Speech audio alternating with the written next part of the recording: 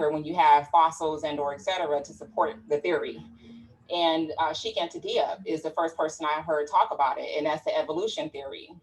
So this man was actually a nuclear physicist, an anthropologist, and he also was a director of the University of Dakar's radiocarbon laboratory. So it took for him to have, a level of knowledge beyond our understanding, even on an academic level, and for him to actually support the things that you're saying, and for him to actually gather the information so that you could even say the things that you're saying, means that you're talking about something that is coming from a depth that most people are not able to actually accept.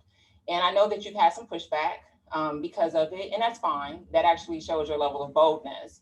I know that one aspect of the theory that you talk mostly about is natural selection.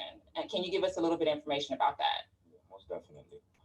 Um, Natural selection is the differential survival and reproduction of individuals through the differences in phenotype.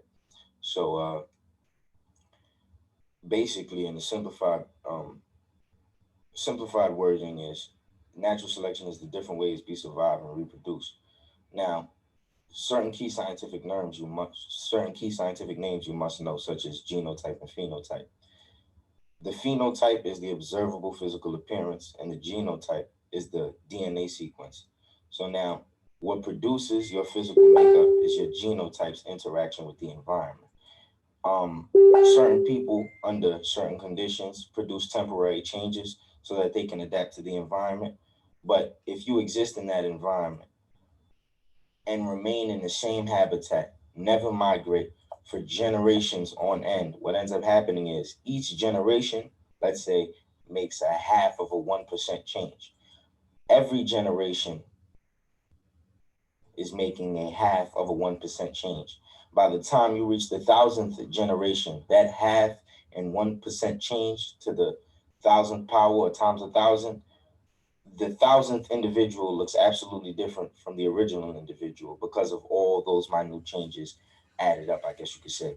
But evolution is a process that happens through multiple generations. The generation prior makes a minute adaptation and gives it to the child. Thereafter, it makes the adaptation. And understanding evolution, you can cure diseases. Uh, Understanding evolution, you have to understand genes. It's fundamental. So if certain crimes were to be committed, crimes of sexual deviance or crimes that were sexually aggressive, you would be able to take someone's genes or take someone's DNA, run it through a computer system, and find the person who committed the crime. So studying and understanding evolution can help us. So this quote unquote white man science, which is what brothers are calling it, as if Africans weren't the first inventors of science, this so-called white man science is what's allowing us to find those pedophiles, maybe, or such as a Bambata. This is what's allowing us to find people who might have convictions to rape our women, or people who might have convictions to do wrong. And sometimes, our fathers are irresponsible. They like to run away. DNA allows you to figure out who your heredity is, who your ag nation and cag nation is, who you descended from. So I want to know, and I want my brothers to answer, why is it that in these white institutions, they teach evolution and they're able to find that which you descend from through their tests of evolution, but some of their information is false, being that in regard to common ancestry and things that our brothers in our community are necessarily willing to accept. But understanding what these so-called white scientists, these white institutions teach, you can understand how to access your DNA, how to understand different alleles within your DNA, how to cure certain diseases. With the other doctrines that are being purported in our community, we aren't able to understand, at least thoroughly, how diseases work. We aren't able to cure diseases. We aren't able to understand how we evolve. So why is it that these white institutions that have ineffective data, ineffective information, are discovering fathers that have left their children or abandoned their children? Why is it that they're discovering people who might have raped the victim? So I feel like um, what's happened in the conscious community, so to speak, is a prime example of how much our ignorance can reach a height. Uh, Brothers come into the community and they come into the community with a certain doctrine. The doctrine isn't substantiated through testing, which is what the scientific method is about. In order to say, or in order to purport or call something science, it has to go through the scientific method, meaning that it has to be substantiated through testing. If you do not provide evidence to support or prove the truth of something through testing, it is not science. Thus, they call it pseudoscience. Brothers are coming into community with strict pseudoscience and trying to constipate our people with the pseudoscience. And I feel that the squad that I'm a part of, the Amin Ra squad, is trying to give our community a scholastic laxative so they can, remove all of the foul pseudoisms that we have, because this isn't producing any profit for our community. You actually hit on a few points.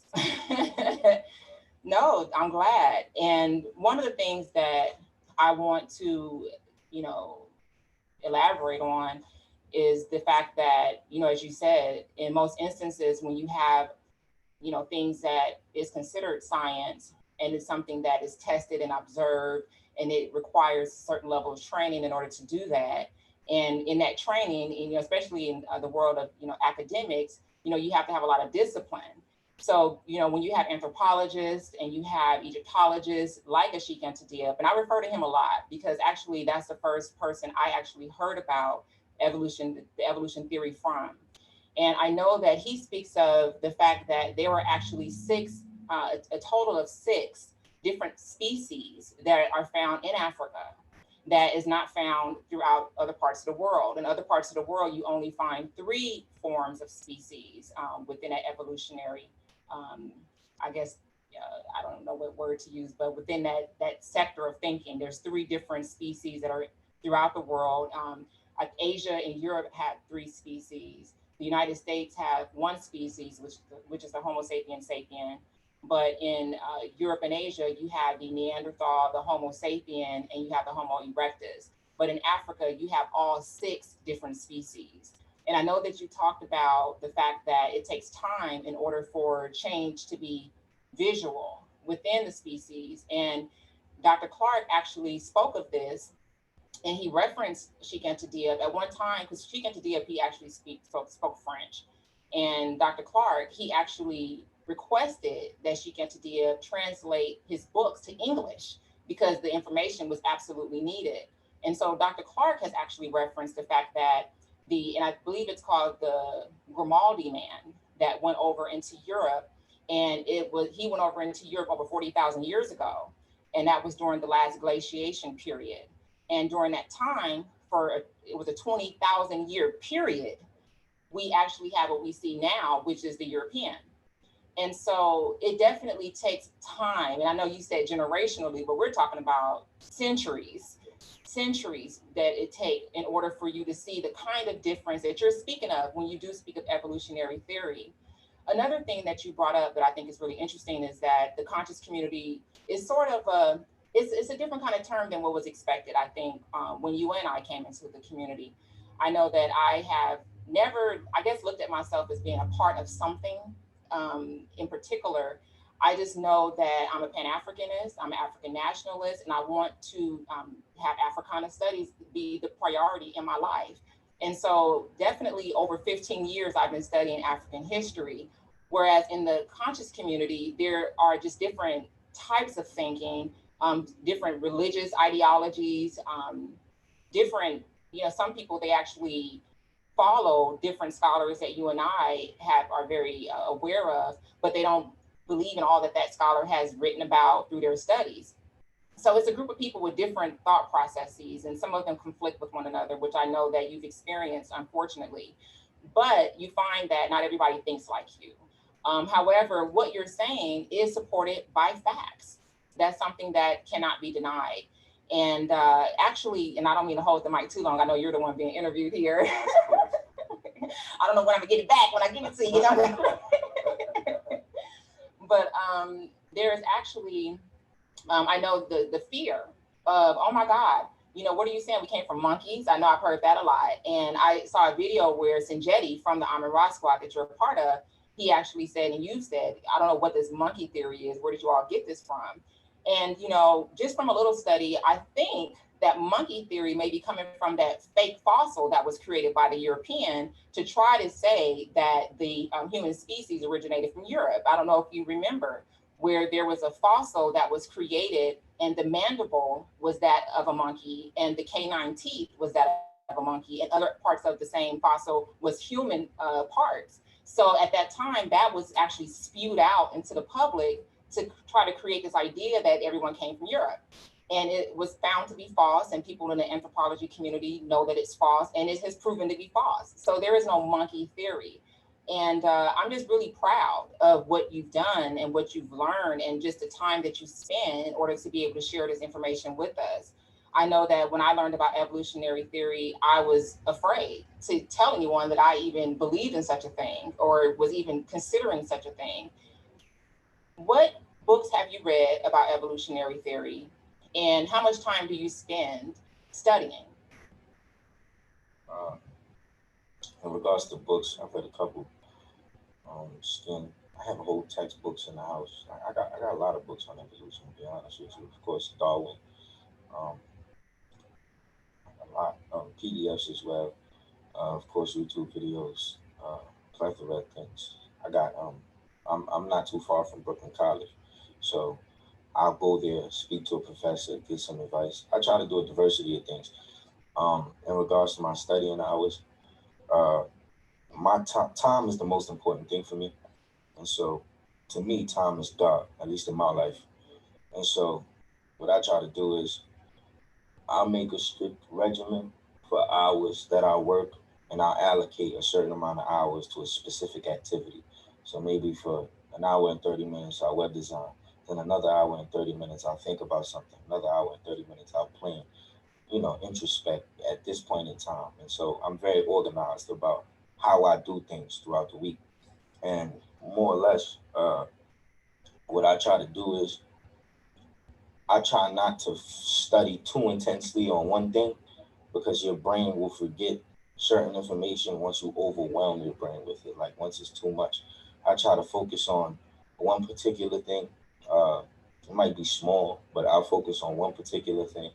Read it the first time, then read it the second time. But that time I'm annotating, trying to really think, analyze, and superimpose other thought models onto whatever I'm studying.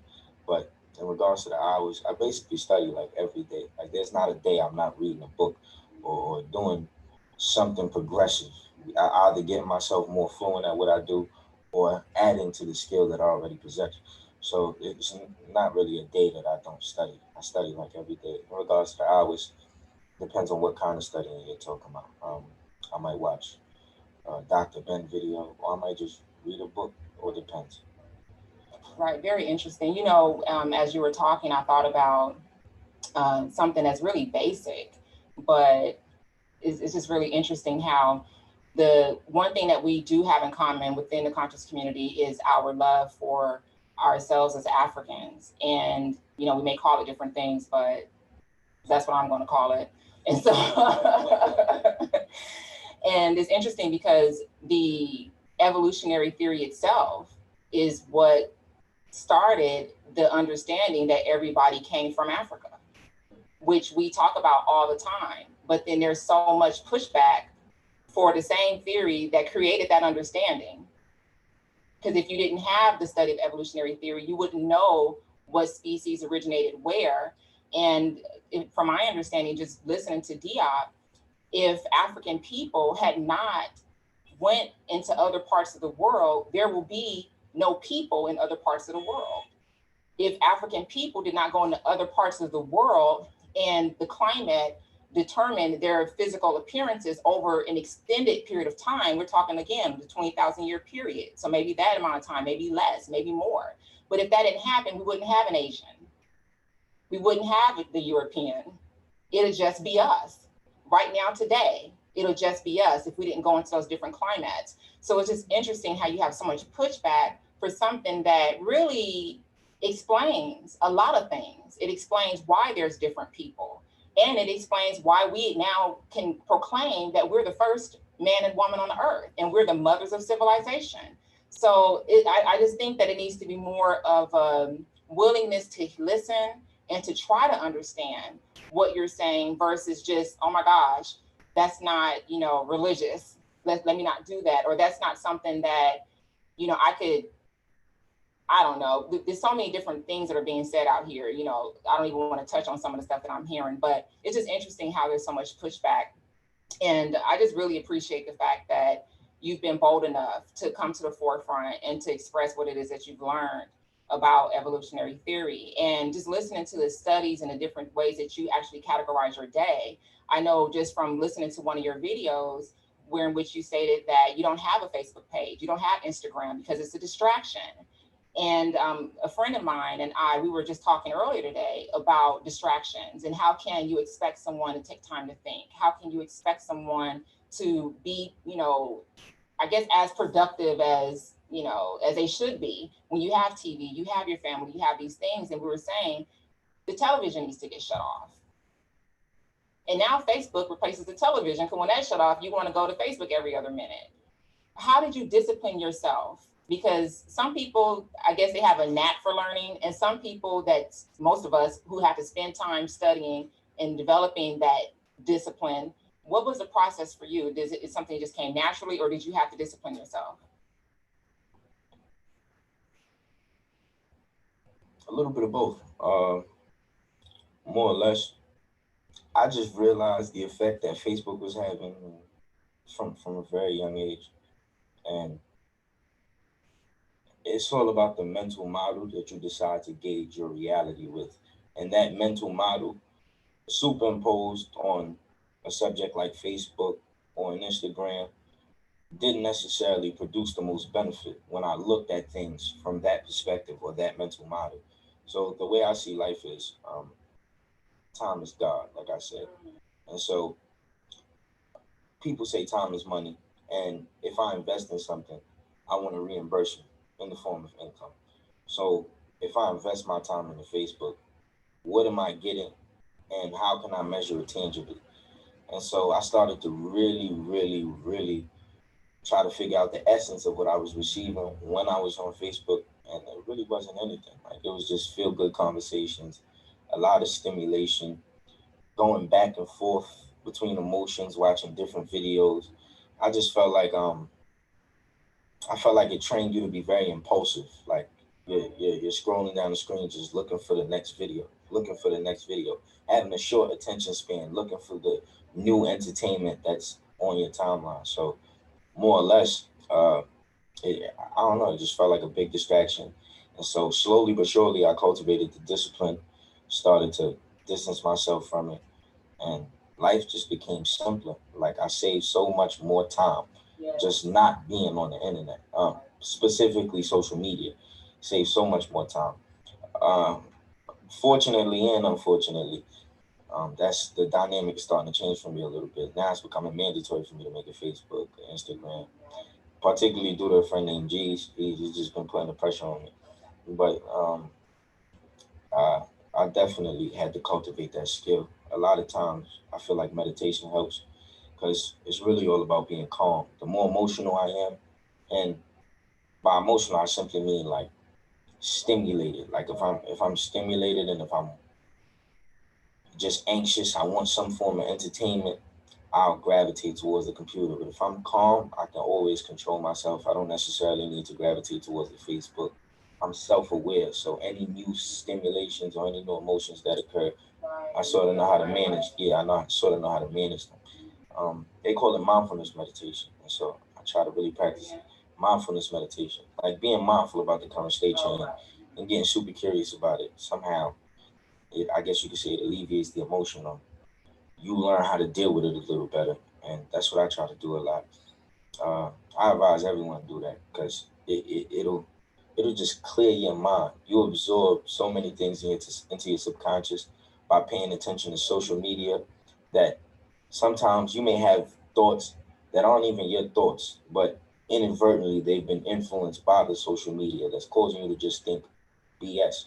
So I feel like if you limit what you allow to influence you and what you allow to get into your subconscious. On an unconscious level, you'll start to change. You'll start to produce thoughts and wonder where they came from. And it's probably because you're watching a little less of the social media, the Kylie and the Chris and the Bruce Jenners.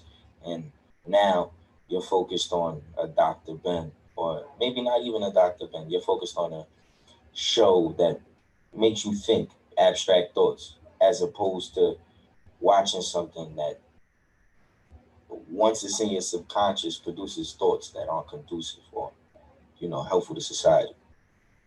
I'm a big supporter of everything that you said. I actually journal a lot, and I have been doing so for many since 2000, honestly. And it changed my life.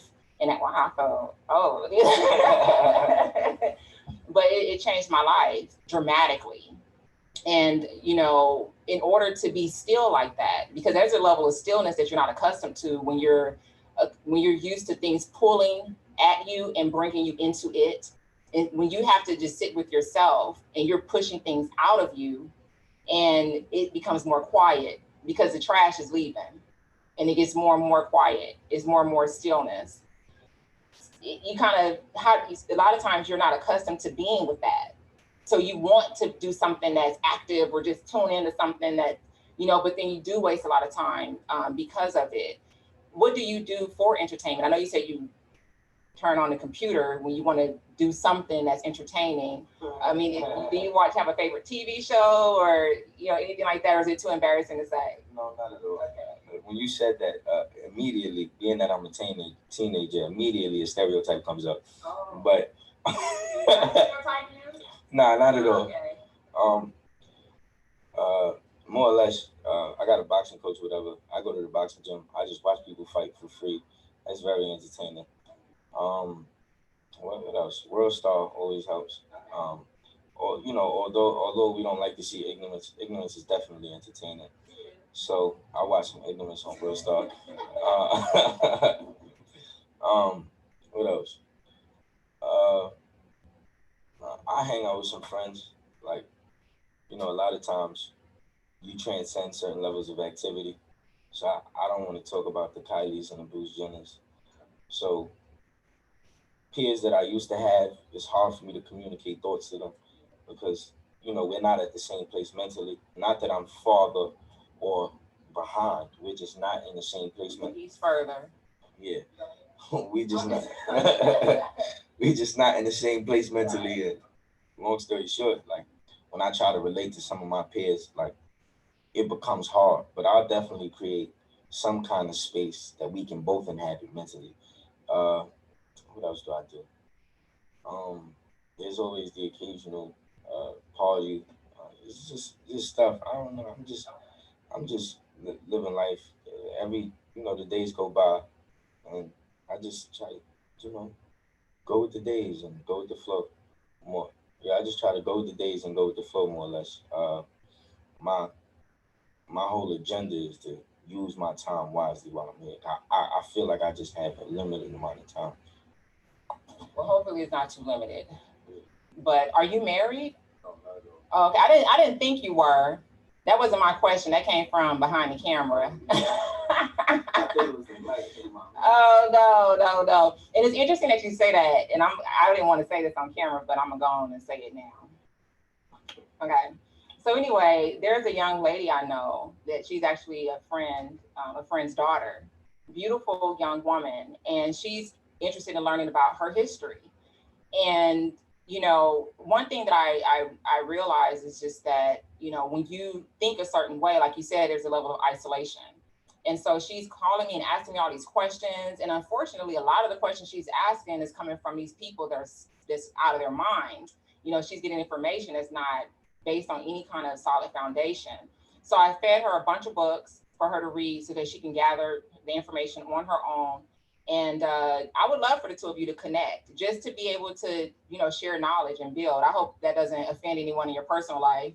It might. Okay, yeah. So I won't connect anything. Nah, it's definitely people in my personal life are very secure as to what I do and don't do.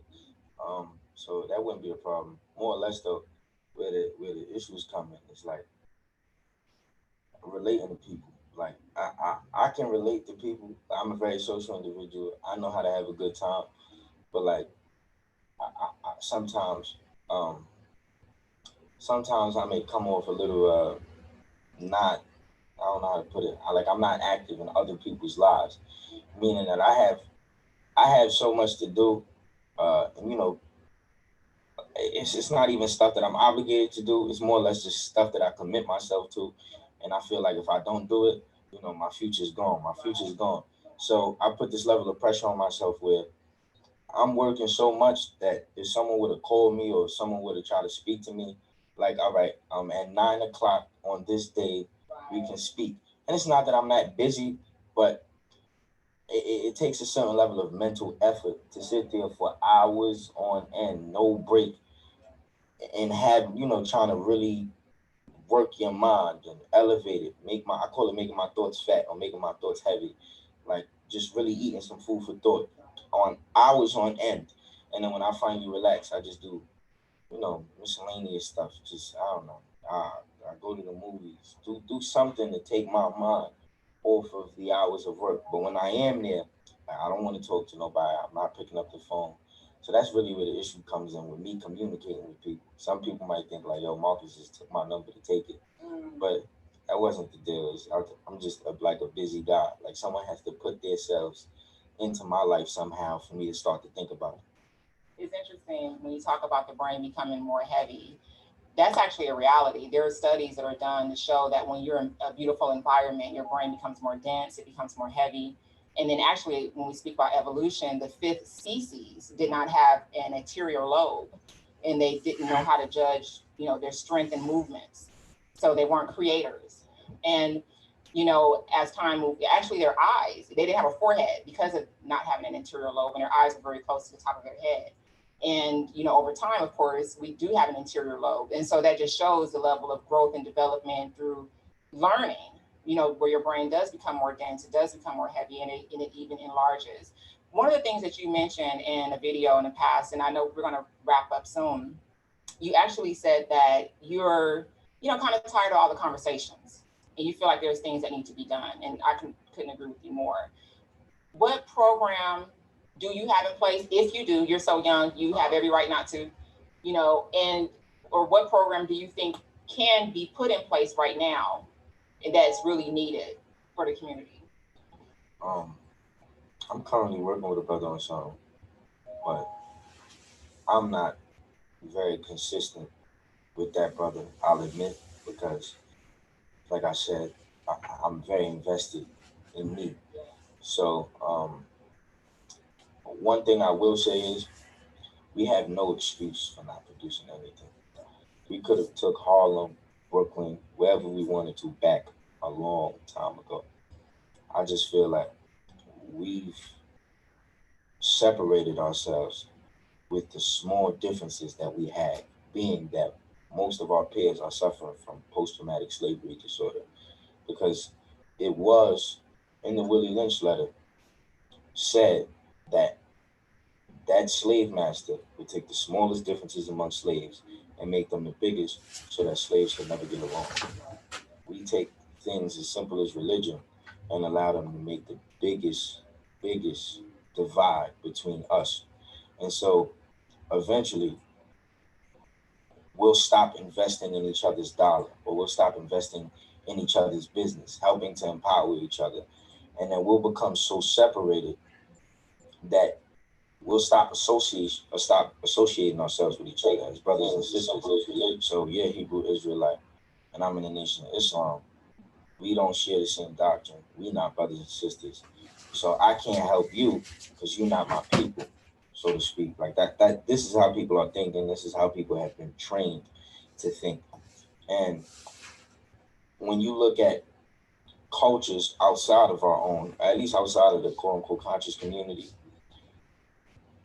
these people, white people have no problem coming together to conquer black people, or they have no problem coming together when it's time to prove that they're superior to us.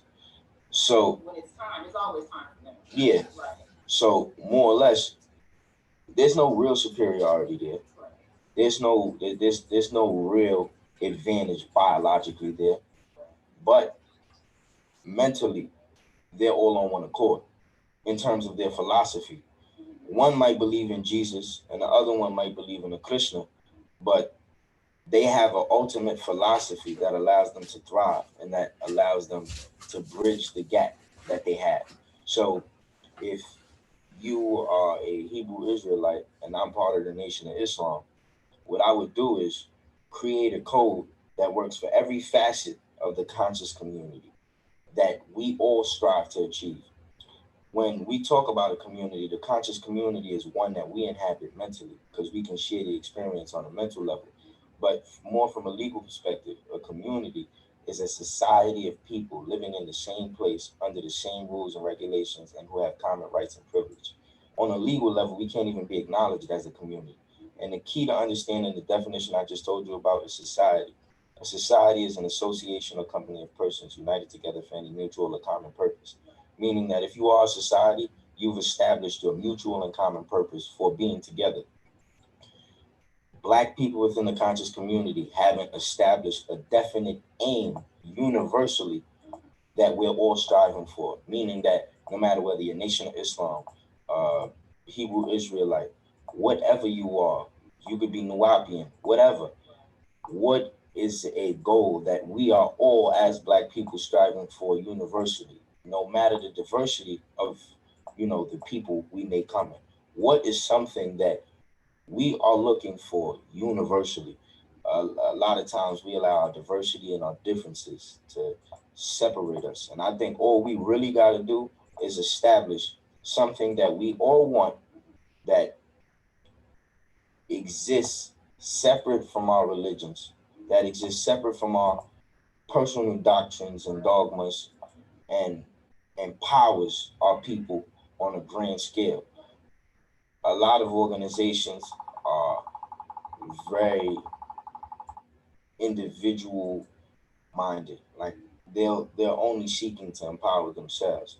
And it's expected because, the first rule of nature is self-preservation. A person will think of themselves before they think of you. But Black people they're doing it on an excessive level. And I think that comes from the reality of our poverty.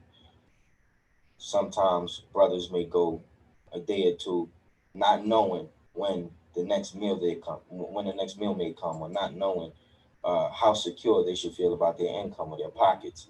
So then when they start to deal with other brothers and sisters, especially in regards to money, they're not sure how much they can trust the situation in, because sometimes brothers might remember the times in the poverty and how they couldn't trust their circumstances because everything was so shaky. I know in my childhood things were a little shaky. Like you couldn't necessarily trust circumstances.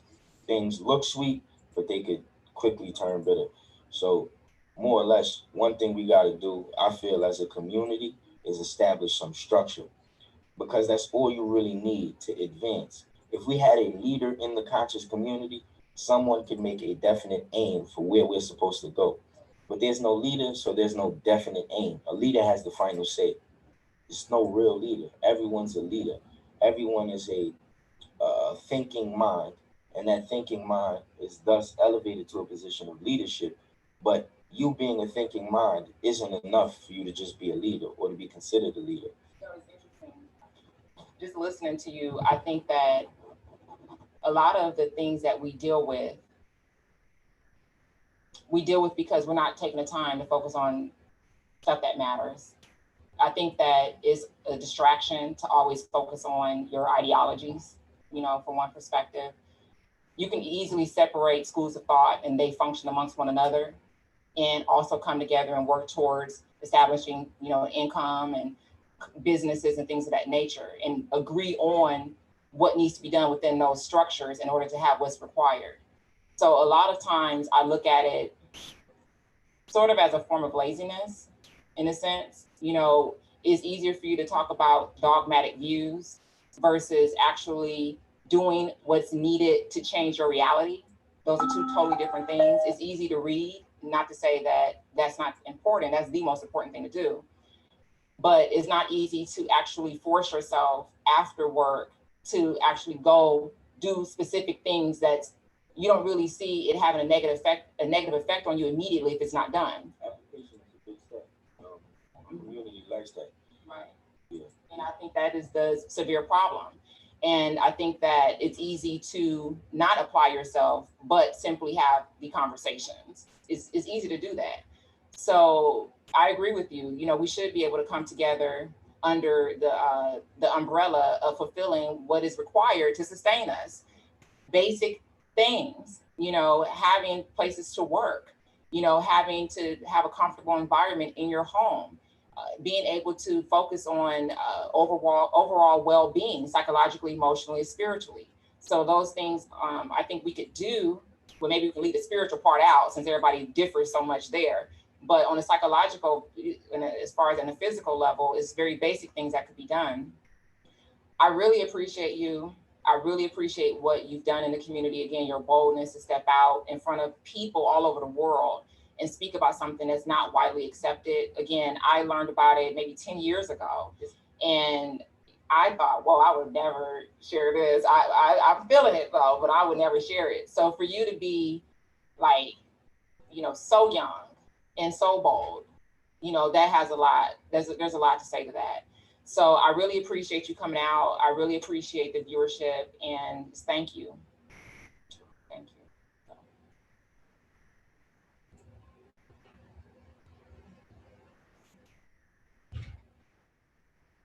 I just want everybody to know, especially Sinetta, Brother Reggie, Brother Polite, that Sinetta TV is doing a marvelous, mighty work. Sinetta TV is doing a marvelous, mighty work. Sinetta TV is doing a marvelous, mighty work. I mean, all the way in Baltimore, we spread our message of Black unity. But we've been bitten by Sinetta TV and influenced by Sinetta TV to do it. But we've been bitten by Sinetta TV and influenced by Sinetta TV to do it. But we've been bitten by Sinetta TV and influenced by Sinetta TV to do it.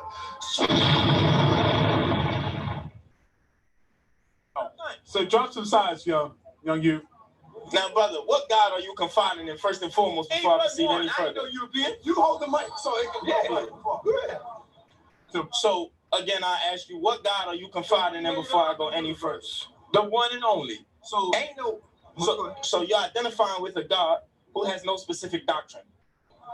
What? Before I proceed any further, I'm gonna get to a point. That's why I'm asking you, brother. I don't understand your point. You said no, there's no specific doctrine. The Creator laid the laws of the universe. That's what my idea is, brother. So you're identifying with the ancient Kemetic philosophy. Yes, sir. So at that point, because it depends on which perspective you identify with when you say God is seeking control. So for instance, we say this is a free country, right? We say America is a free country. America lies, brother. In America, a lie ain't nothing to tell. Most people do it because they woke up this morning and their lips work. My brother, from my perspective, Okay. God is aiming to control contingent upon the religious philosophy you're identifying with. So for instance, if you were a Christian, some people say that God isn't trying to control you. Some people say that God gave you free will, right? God ain't no say, it's a fact. God gave you free So will. now, Christian people are saying that God gave us free will. However, I identify with the contrary because they say that this is a free country, right? So now, if I walked into a park and I pissed in the park where kids are at, I could potentially get arrested, brought through the court system, and labeled as a pedophile. So now, this is a free country. I can do as I please. It is my liberty to piss in the park. Let's go back Now, to pissing in the park. pardon me, brother. You said you could get arrested. Black men should beat your ass. You're not letting me finish though. No, go ahead. Finish up. Go ahead. Come on. So Well, we do want to understand you are tomorrow, so break it down. exactly. So now, there are two kinds of consequences. There are the natural consequences and the constructed consequences. So the natural consequence of pissing in the park is that you just let your shit go. The constructed consequence is the law processing you through a system and now labeling you as a pedophile, with people being able to see you on the internet as some kind of predator. So now at that point, you say to yourself, the next time you have the opportunity to piss in the park, you know what? I'm not going to do that because I may potentially end up in prison or labeled something where I could be socially condemned. Now, And your point is what? Wrap it all together. Now I'm going to correlate this to God. In essence, what was done there by the law was the control of activity by way of using people's fear to limit their range of behavior. So now, when we talk about God, right, we can agree that God has a list of laws and commandments. So now if God, depending on which God you're identifying with, that's why I said that God tries to control you. So now when God creates a list of laws and commandments, of course you would have to identify with a behavior that's within the confines of those laws and commandments. Now hold on. Now wrap it up, Marcus. You gotta wrap up your point, though. Go ahead, wrap your point. Now, if you don't identify with the behavior that is confined to what's right and wrong, or what corresponds with what's right and wrong to that God, then what ends up happening, hold on. Wrap it up, Marcus. Then what ends up happening is that God says, you know what? You can't go to heaven, or you'll be deprived of eternal paradise. Now, who wants to be deprived of eternal paradise or heaven? Nobody. So you know what people end up saying? They generate fear, and that fear limits their range of behavior because they don't want to end up in hell. So what they end up doing is not pissing in the park, or in God's case, they may not covet another man's wife. They may turn the other cheek when someone slaps them because the fear was used to limit their range of behavior. Marcus, do this for me in one sentence, please. Just bring it crystallized, because I'm trying to understand, because you really went to some good places. But wrap it all. Okay, but no, give him one clear question as to all of that, because I want to hear it too. I will. Okay, no, right now, Marcus. No, I will. You got to do that now. No, you had enough time. I want to hear this, Elder. If you can wrap it up, you got it concise. Wrap your point up. We give it to the elder in one sentence or two sentences, Marcus. You got to be able to think and produce like that. Chorocephaliasis. Basically, what I'm saying is, brother, God is using our fear in order to limit our range of behavior to the activities that he sees as fit. Another may say otherwise. However, God threatens us with hell, or threatens us with a consequence if we disobey the laws of nature or his laws. So at that point, we become fearful, and he's trying to limit our range of behavior and control us. You may say otherwise, but in the end, the result is control. He generates fear, and thus you limit your range of activity because of the fear. Marcus, going on and on. You gotta get better at that. You gotta get better at tightening that up. Get it, Elder. Now, but though that's not a good enough excuse. If you're a teacher, hold on, Elder. This is important. If you're a teacher, because they got a whole bunch of guys on soapboxes that are doing so. No, but it's still a teaching time for people that are listening. Yeah. Okay, great. Allow me, which I do. He ain't going to forget this other guy, because a lot of us get verbose on this platform. If you got intelligence, you can be concise, especially when you're being asked to. Yeah, something doesn't need to meander and because of it. And I know we pick up these speaking patterns behind other folks that are out here doing that. But in certain settings, you got to know, is it working? If it ain't working, cut your stuff. Deliver to the people what they need, how they need it. That's a concise teacher. That's just my personal critique and my humble opinion. So now let's turn it over to the elder. That was great advice there. Okay. That's how I get it. And Elder, please excuse me for taking that additional time. So now, again, this is what I meant when I said our association with Europeans has not only affected us, it has infected us. Okay, he just intellectually went astray. Okay, let me drop this from my. Young Marcus said one of the folks in the conscious community he follows or looks up to as far as imitating was Brother Polite. So that's why the brother went that route. Perspective, since you put it that way.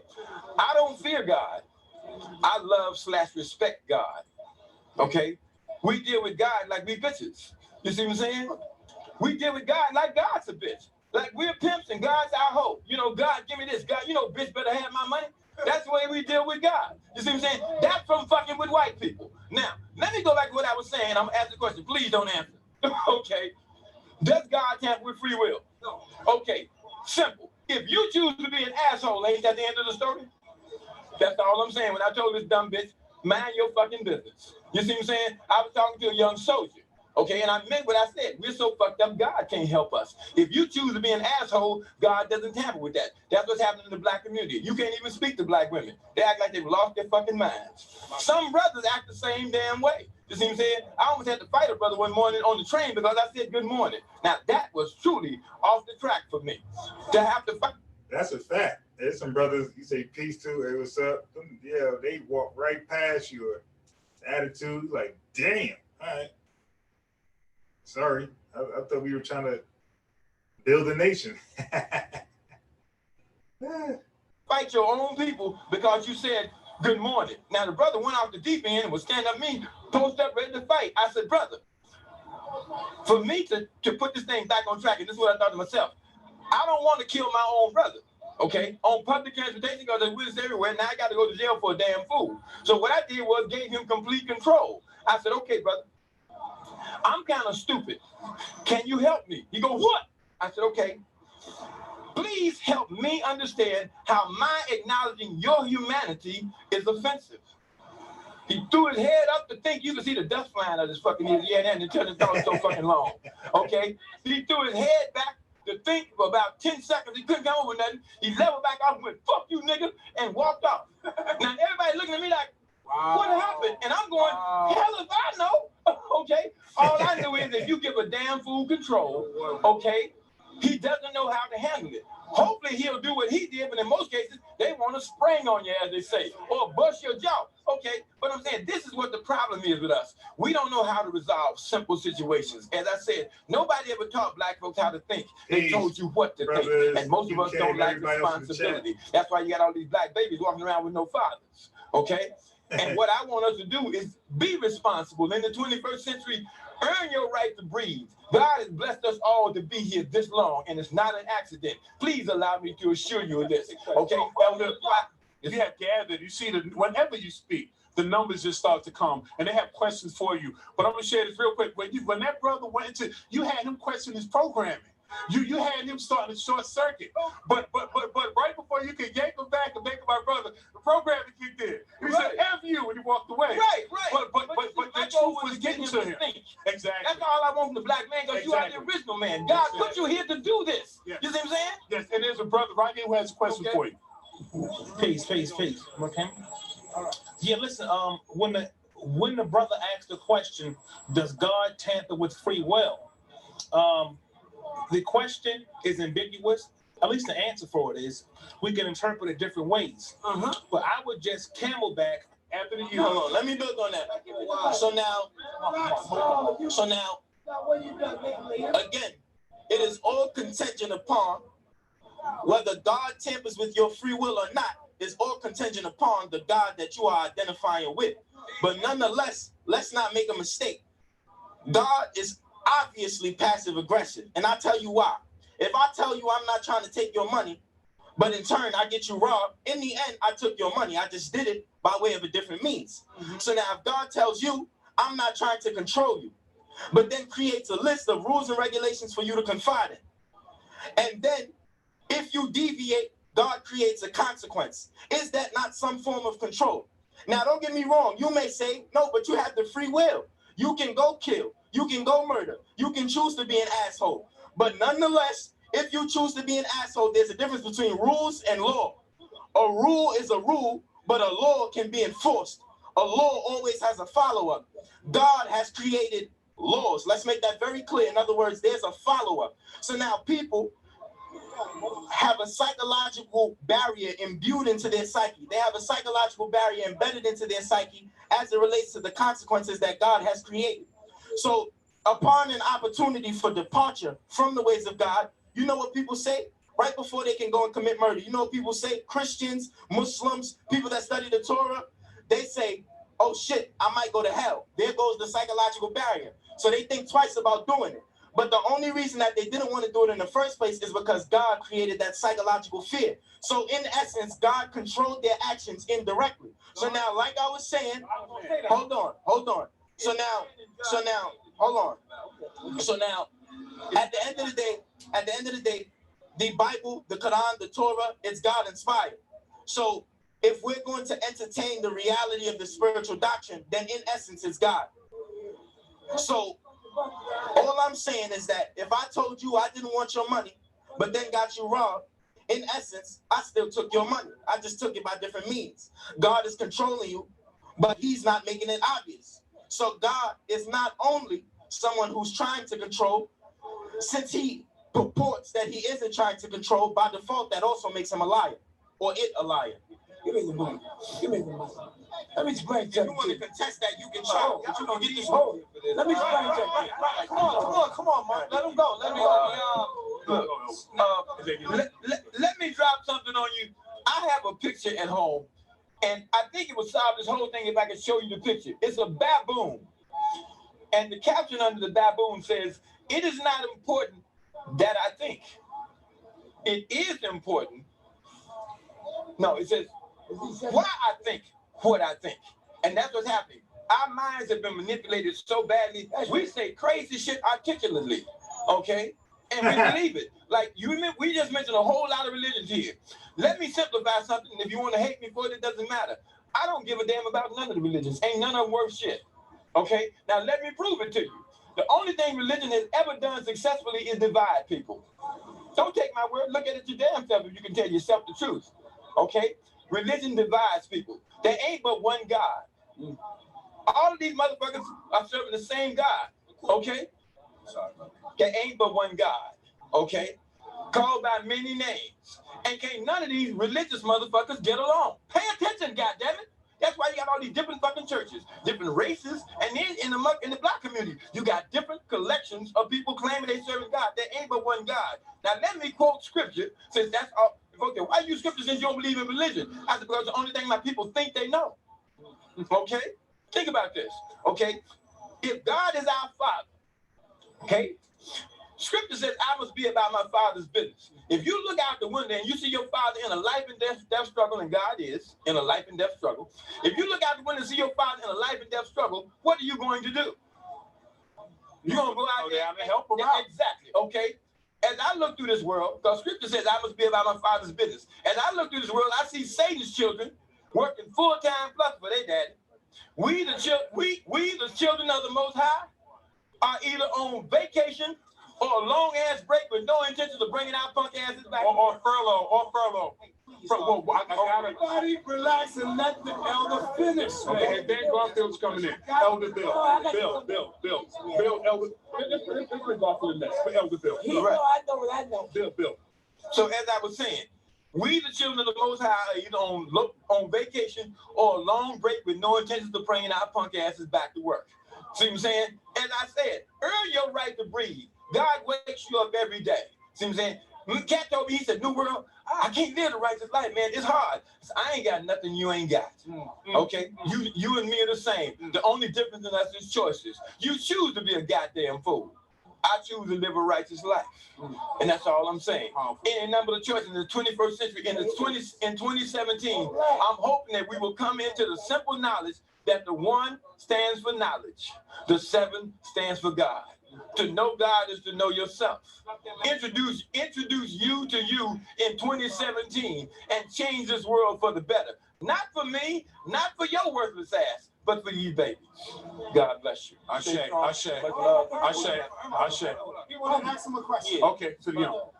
So now, Elder, I want my brother. First of all, I respect you. Feel what I'm saying? So I don't want it to be misperceived. You know, I got love for you, brother. You still got brother. I love you anyway. He's Elder. He's not our father. Out the way and let the brother ask. So now, I need you go have it out. So now, I want to ask you a question. Yes, sir. Do you believe that religion is I misogynistic? don't believe shit. I know, boy. I shut the fuck up. All right. So now, just let me And finish. you should be the same way. Nah, trust me, I am.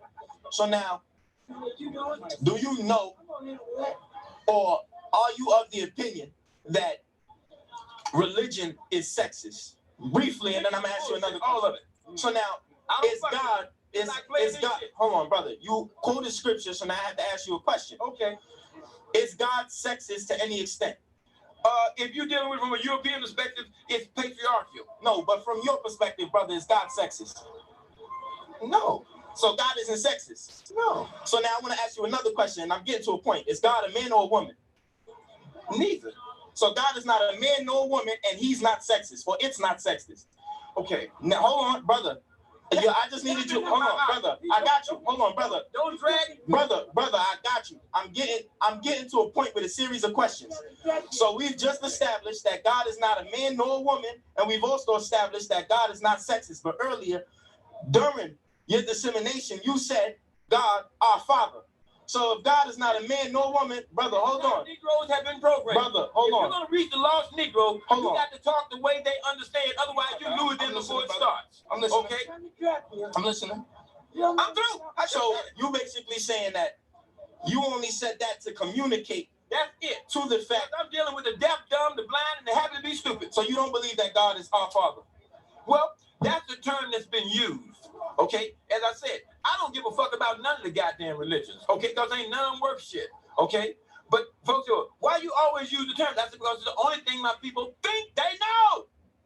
Feel me? Yeah. Okay. The dumbest motherfuckers on earth who look like us, okay, are hiding in the churches. Because to me, the church is like the Badlands. You remember back in the day when you used to watch the cowboy movies? There was a place called the Badlands. What was the Badlands? It's where the criminals, the bank robbers, the thieves, the liars, the murderers, that's where they go to hide. That's the same thing the church is. See what I'm saying?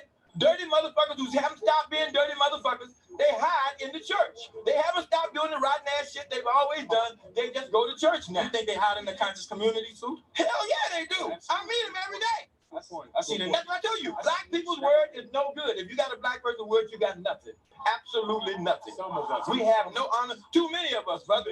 So I'll speak it as a blanket statement. Okay, if you're not guilty, all you have to do is practice righteousness, which means you'll stand out like a light bulb. And that's what I'm saying to us. I live a righteous life on purpose. This is not an accident because I understand what's necessary. Yes, sir. Matter of fact, it's an extreme choice. Okay, because I understand how powerful it is. See what I'm saying? In the African world, we have a phrase, and I love it. I carry it with me everywhere I go. It says, in the African world, we do that which is right, simply because it's right and for no other reason. Whereas the Christians say, we do good because God will bless us. Okay, then what if God don't bless you the way you want to be blessed when you want to get blessed? Now you got an attitude with God, right? See what I'm saying? This is the kind of shit you learn from white people, okay? If we were really brave, you just leave white people the fuck alone and let them die. That's human nature though, brother. Hold on. That's human nature, brother. I agree with you, but I think it's human nature. Hold on. You ain't been human in centuries. Brother, hold on. Hold on. Okay. I said you ain't been human in centuries. What do you mean human nature? So now, let me tell you. These motherfuckers accept your humanity. So what the fuck you mean human nature? So let me explain what I mean. Elder. The white man who beats your ass and murders you in the motherfucking street when he feels like it. It's your humanity. Because if you don't do what he says, he'll beat your motherfucking ass and murder you. Of course. And he don't mind doing it. What I'm saying on what land? He come to my projects, he getting smoked. In the projects, brother. You don't run that. What you mean? If a white man, see, it all depends on context, the circumstances and facts surrounding the situation. You speaking of 1619 when we was on the plantations. I'm doing right now. They murdering brothers every day. Don't get me wrong. If a cop walked into my piece, let's be realistic. If a cop walked into my piece where I live, and the cop was to come out, I don't know why we going there. I don't even. Hold on. No, I'm in it. So I'm not trying to deviate. But you went off. Hold on, brother. Brother, hold on, brother. Brother, you went off into. Hold on, Ken. Let me hold on to my speak. Brother, you went off into a tangent. So that's why I started referencing the project situation, because as I was asking my question, you said, the white man and he'll deprive you of your freedom.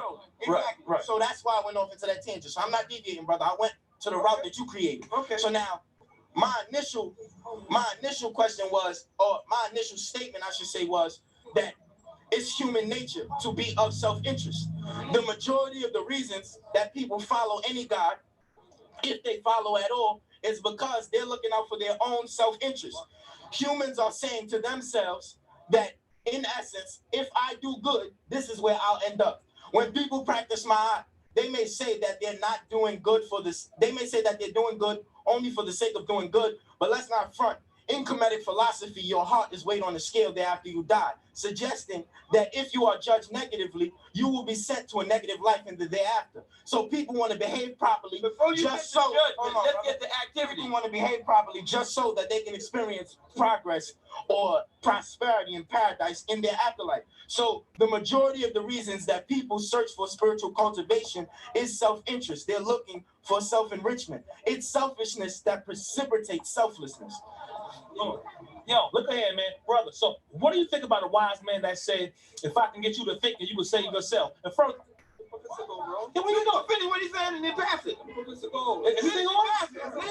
I give it to 1 second. Hold on 1 second. Yo, so answer that question. Wise man once said, "If I can get you to thinking, you can save yourself." What do you think about that? I wish I was close enough to him to hug him and kiss him. That's Noble Drew Ali. That's Noble Drew Ali.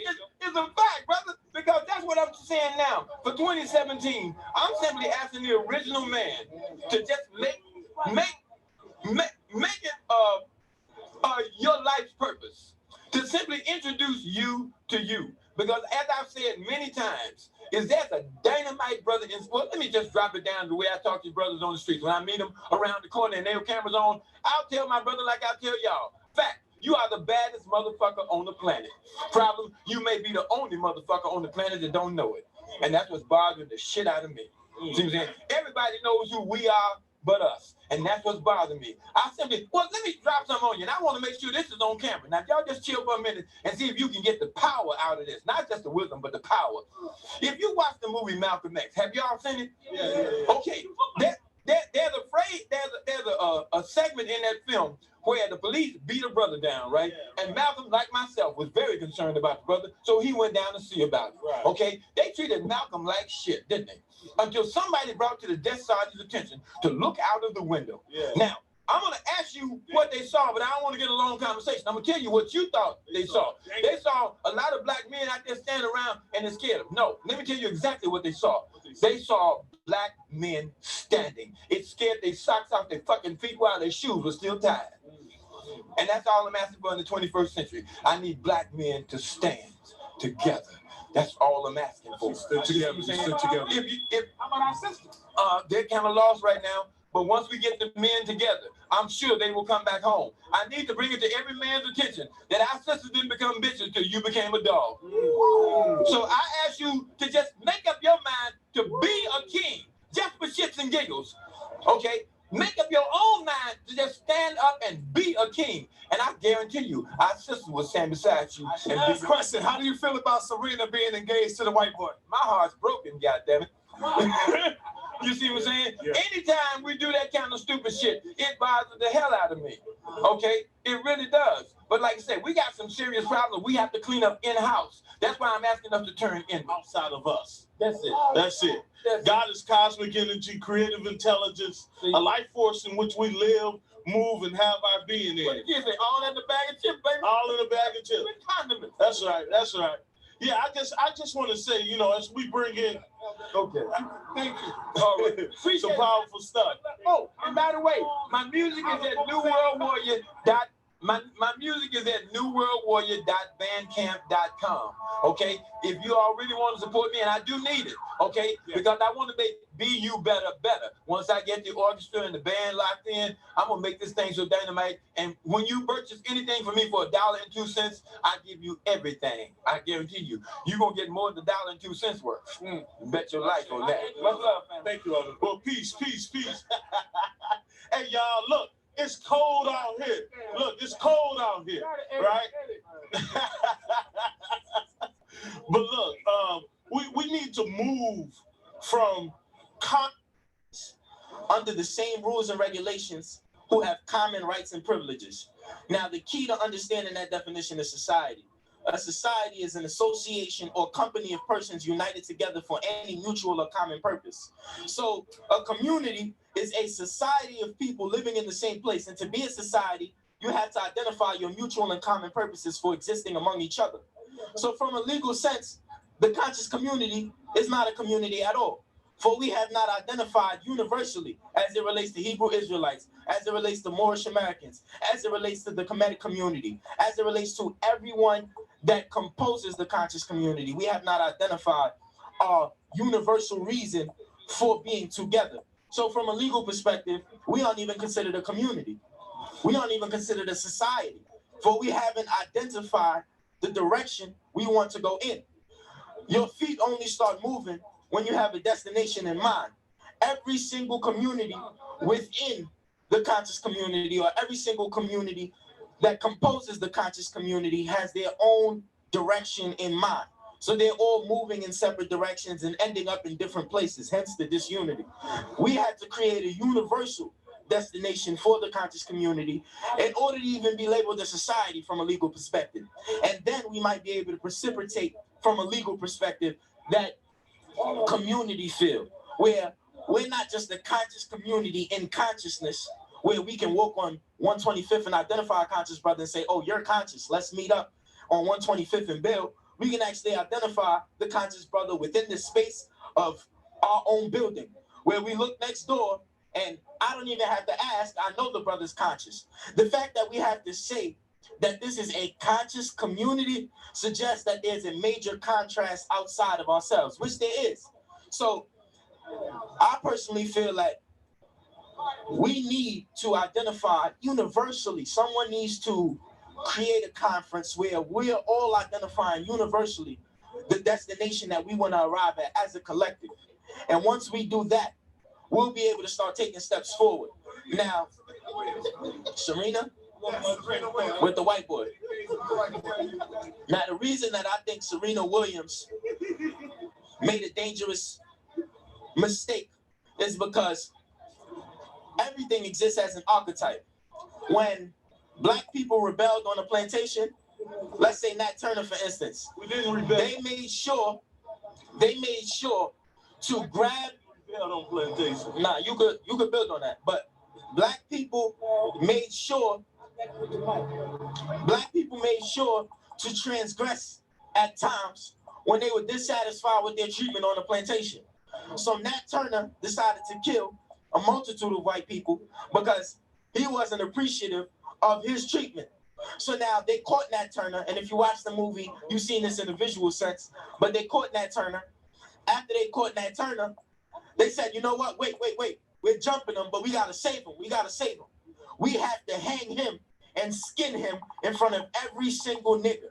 We gotta make sure that every white boy and girl sees this. Why? Because they were creating an archetype. They were creating an example out of Nat Turner so that other people can see that and follow in the message that was conveyed. So the message that was conveyed by way of Nat Turner's lynching or hanging was not to rebel, was not to transgress. So now in this society where we now have the internet, things reach people at a way faster speed. So now Serena Williams marries a white man. That is an archetype. That is an example. Now this white man so happens to be successful. So, well, eventually what's coming? The marriage. So Serena Williams marries a white man. So now immediately what's insinuated is that when you marry white people, you may end up, or you're more likely to end up with a successful person. Because why didn't she just go and marry one of her own? Now, don't get me wrong. Love has no color.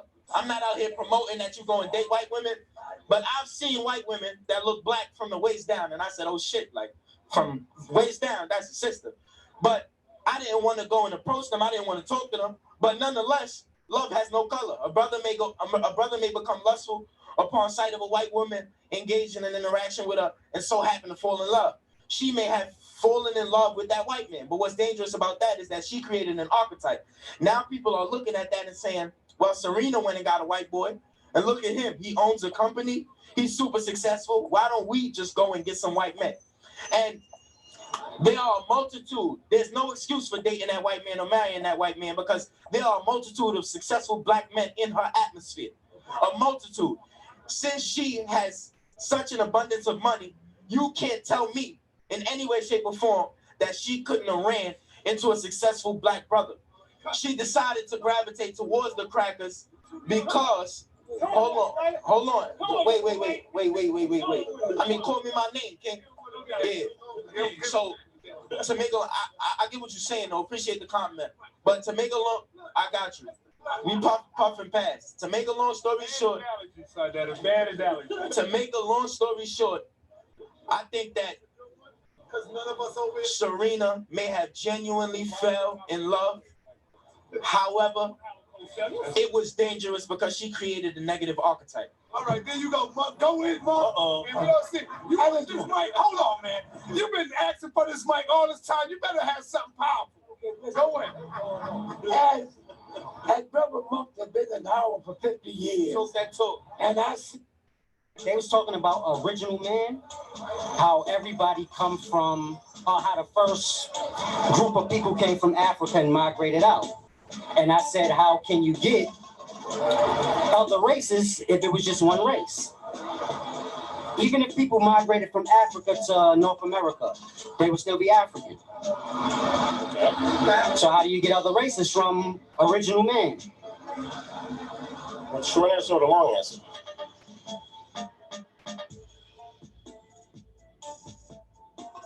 It's simple. Environmental genetic change. That's not true. It is. So we can't use environment and say environment changes a person because environment changes no one. You still look the same way you always did. The environment will can stimulate change.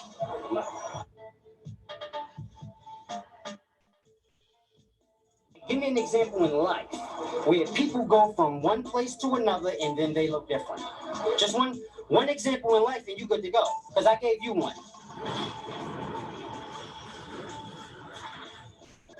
You're not understanding the topic to even ask the question properly. There was people on every continent of this planet from day one. You answered your own question. If life started with one original man in Africa and they migrated out to all other places, there would be Africans on every continent. It wouldn't be other people on every continent. You're going so fast in your head, okay? You're not even using words correctly. You're not even answering the question. Because you're not asking a proper question in the first place. It's not a fact that that these Neanderthals and Homo sapiens are even human. Because a lot of them look like monkeys, and then y'all say they're humans. Like Lucy. I seen the brother make a point with Lucy and say, oh, look at the evolution of Lucy. Lucy's a monkey. The star, which actually represents the second fiddle. The star is a living being. I agree with you on that, okay? Because we can come from stardust. Are we on the same page with that? No, a star is just living life on a solar level. So all life is within life. I got billions of microcells in me. My body is a universe to all those different microcells. As above, so below. So we need billions of microcells here within the solar. All right, so how is it that evil existed with good in the darkness? Is that kind of where you're going? No, what I'm saying is the devil was cast into darkness. Now Christians believe in God, and God started in that same darkness. Grasp. They worship in the devil. I wouldn't exactly. The Bible's telling you the beginning of how Lucifer. The Bible is telling you what happened to Lucifer after he was cast away. Okay. Now, was the earth created before or after he was cast? After. He was cast into darkness after the earth was created. Who, Lucifer? Yes. Yeah. Okay. Now, was man created before Lucifer? No. Lucifer is man. It's all being. So you become what you came out of. You live within the solar system, you will be born out. Okay, so does that mean that we worship Lucifer because we all come from darkness? I'm saying we all in hell. Which is darkness. Yeah, your body is darkness and your spirit is the light, trapped in that dark state, that greedy, wanting all physical things you can have. This is what corrupts a person, the physical desires. Okay.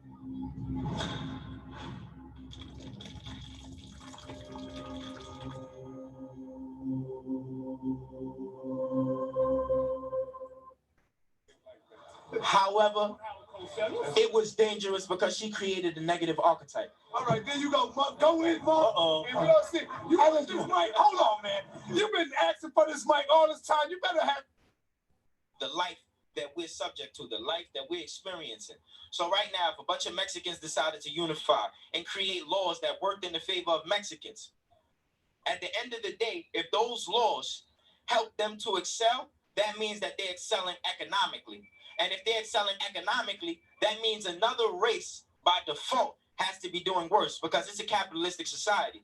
So that means that there's but so much money that people can have access to. There's but so much money that people can take and allocate to some agenda. So if one race is taking up all the wealth, that means another race by default has to be doing worse than that race because there's a limited amount of resources at our disposal. Never forget the title. We are a race. In other words, we're seeing who can get to the finish line faster. It's a competition. So with that being the case, if Mexicans are mobilizing, or if white people are mobilizing, or if Latinos are mobilizing, by default, their progression is our downfall. Because at the end of the day, once they mobilize and they do better economically, another race thus has to do worse economically. Because at the end of the day, it is a capitalistic society. The resources we have at our disposal are limited. And if one race progresses, another by default has to do worse, because he can only get the scraps that the progressing race leaves behind. So in a general sense, I do feel that all lives matter. However, in a political sense, I don't feel that all lives matter. When we talk about Black Lives Matter, the issue that I have with that movement is the very name of Black Lives Matter. I don't feel that I should have to tell you that Black lives or my life matters. I should be able to show you better than I could tell you. The very fact that we're saying Black Lives Matter suggests that we're seeking help from an external party. I don't like that, because even in the Black Panther Party, we had the 10-point program, and it says we want. Now, don't get me wrong. I'm not necessarily mad at the Black Panther Party for stating its convictions, but when you say you want, who do you expect to give? You understand what I'm saying? I would much rather our people be creators as opposed to askers, or as opposed to people who are seeking help external to themselves. So when we say Black Lives Matter, what did we expect to produce from that? What was the byproduct of us saying Black Lives Matter? What did the people who created the term expect? The reason I don't like it in particular is because, again, I shouldn't have to tell you that. If someone punched you in your face, would you say my punches hurt? No, you would show him better than you could tell him. You would bust his lip after he bust yours. You wouldn't say my punches hurt. You would hit him right back in order to show him that you mean what you say. So if we're saying Black Lives Matter, it has no relevance unless it's corroborated by some tangible evidence. So where are the Black businesses? Where is the Black real estate? How much land do you own? Where is the Black culture? If Black Lives matter so much, where are the politicians that represent your political convictions? At the end of the day, Black lives don't matter if you have no tangible corroboration. If you have no tangible proof of your Black life mattering, then it does not matter. And I feel, again, that we shouldn't have to say that Black lives matter, because the tangible proof should speak for itself. The fact that we have to say that Black Lives Matter suggests that we're looking for help external to ourselves. Because I shouldn't have to go and do rallies telling you that my life matters. Because again, if someone punched you in your face, you wouldn't go and do a protest saying that my hits hurt, my hits hurt, my hits hurt. You would hit them right back and show them better than you could tell them. So in regards to that, I absolutely feel that, you know, the name itself suggests weakness. It suggests that we're looking for help external to ourselves. So that's one of the reasons I don't support the movement.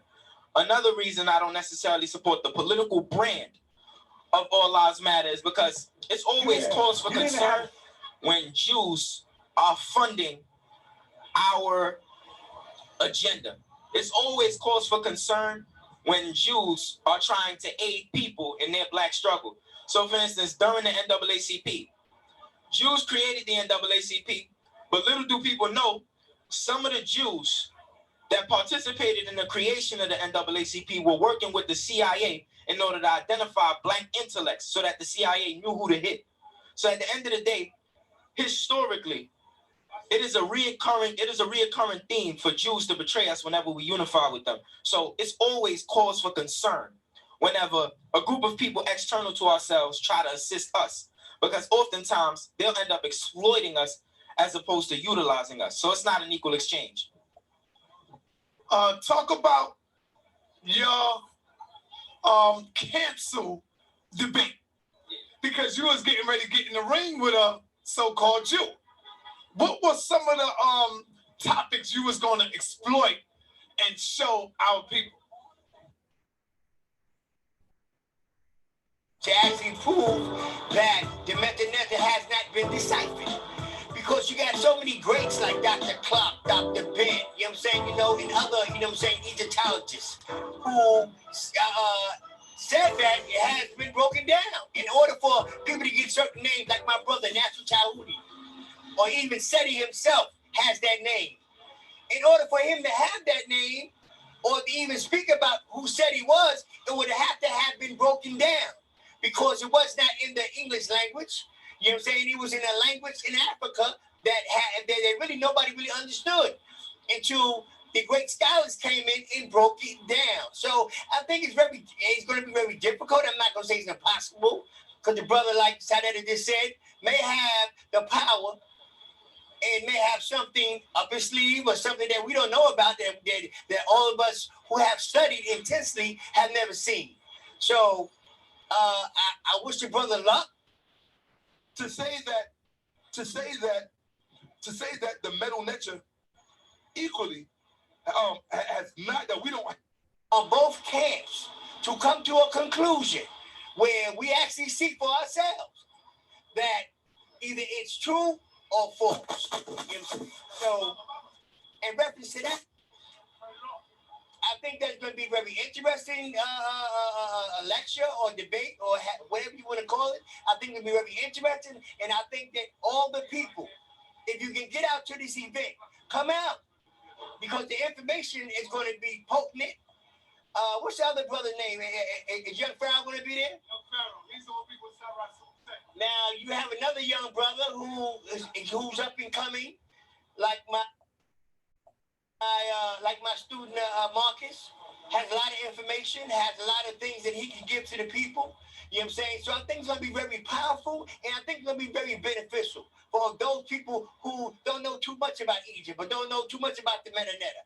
I think that's a place where you can come learn and get some education on exactly what happened in Egypt. Was the Metanetta ever broken down, or was it ever deciphered, or was it not deciphered? We have all been under illusion.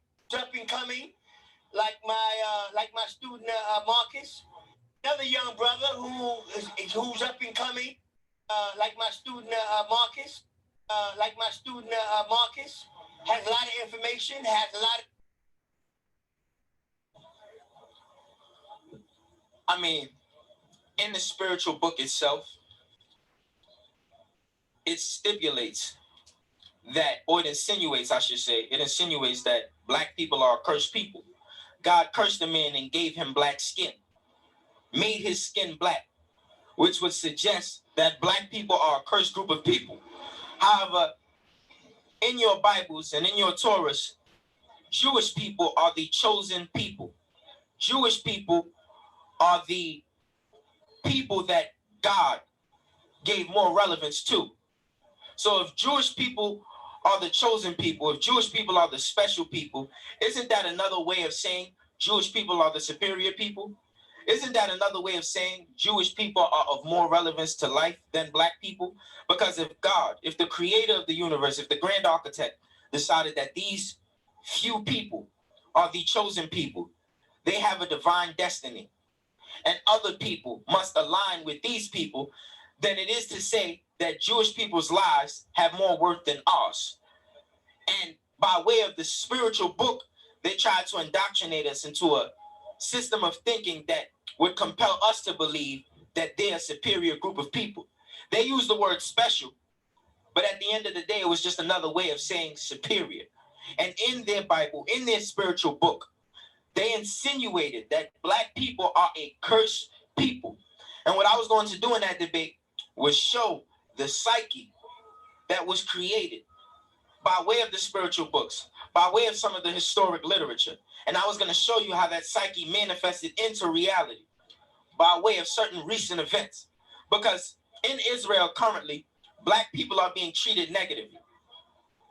And so I don't expect Jewish people to try and help us here when in their homeland where our brothers are living there, they treat them like shit. I don't expect them to treat us like shit here. So with that being the case, you know, I was definitely going to thoroughly make an example out of Jeffrey Rosenberg. The debate was canceled. Sanetta, the debate was canceled. Copy, Ken. Copy. The debate was canceled, but the reason the debate was canceled was because, you know, the Jewish kid wasn't doing a lot of interviews, and Sanetta felt. It wasn't that he was doing interviews. I felt that his knowledge was very limited, just like Harry Rosenberg. He's dealing with baby knowledge. So if I want to bring somebody on to take on a brother like you, he got to know something. Don't come to the table with this little branch knowledge. And that's what he was dealing with. See, you was going to deal with the root. It would have made it a fucking slaughter. I mean, honestly, that's part of the reason I was definitely in agreement with Sinetta canceling the debate, because I don't want to bring a Jewish individual into the community or a white man, period, that's intellectually incapable. Not to say that Jeffrey Rosenberg wasn't, because that day he would have showed us better than he could tell us. Feel me? That day didn't happen, so I wouldn't know. But the evidence that he gave us by way of the interviews that he did would suggest that his information wasn't strong enough to really compete. So I just don't want to debate someone who seems like they're not an intellectual power, or who seems like they aren't capable of coming into the platform and catering to the market that they're dealing with specifically. I want to deal with an individual who's going to debate and really give the people an event. I want to deal with an individual who's intellectually capable. So with that being the case, if I were to debate Jeffrey Rosenberg and it was just like the Harry Rosenberg debate, people are going to start to say, oh, you black people are intellectually insecure. You're picking people that you know are going to lose so that you can look good. I don't want it to look like that. That's why I made sure that this man was from college. And, you know, I haven't graduated high school yet, and I kept reinforcing that because I want you guys to understand that I want a challenge so that when I win, there's no excuses. No excuses whatsoever. Let me ask you this. All right, now, let's talk about this president-elect. Let's get into that. Black people are up in arms, scared to death, because Donald Trump is now in office. There's a new sheriff in town. Talk about that. How does that affect your life? I think that Trump represents progress in this country. Trump represents progress in this country. I believe that firmly. And I think that black people have been, as my elder, as my ancestor Khalid Muhammad would say, bamboozled. I think that they have been tricked. I think that they have been deceived into fighting a fight that isn't necessarily theirs. Because I got to pose a question to black people that are watching this right now. What can Trump put you through that you haven't already went through? What can Trump put you through that America already hasn't subjected you to? At the end of the day, the reason that I say Trump represents progression is because in the inception of this country, you had presidents that can be quoted saying that black people were inferior. You had presidents that were known for raping slaves. Thomas Jefferson had a baby with a black woman. Now, you might not call it rape. You could have said it was consensual, but at the end of the day, did she really have a choice? He raped a black woman. This was one of your presidents. But at the end of the day, Thomas Jefferson still has a statue. Thomas Jefferson is still someone who is embraced. If you people really cared about oppression that much, you should go and cut the head off of the statue of Thomas Jefferson. If you really cared about oppression that much. If you really cared about it. Because at the end of the day, this man is someone who is known for raping black women. He raped them. He owned slaves. Does Donald Trump own slaves? No. Does Donald Trump rape black women? Not that I know of. So at the end of the day, I think, honestly, Trump represents progress. America is trying to leave the psyche of its racism. America is trying to leave the psyche of white supremacy. Because at the end of the day, Abraham Lincoln can be quoted saying that slaves are inferior, and he is embraced. Thomas Jefferson can be quoted saying that slaves require less hours of sleep. And do you want to know why he invented the rumor? So that he could get more work out of his slaves, and so that people wouldn't suffer from cognitive dissonance, so that they wouldn't feel guilty for making the slaves overwork, so that they wouldn't feel guilty for working the slaves to death. Thomas Jefferson can be quoted saying this. He owned slaves and he raped women. At the end of the day, what can Trump put black people through that you haven't already been introduced to? What? You name it. Nothing. When we talk about slavery, slavery is permissible as punishment for a crime. Slavery once existed and it still exists. You got brothers in jail working for 45 cents a day. I don't know what you call that, but I call it slavery. At the end of the day, slavery still exists.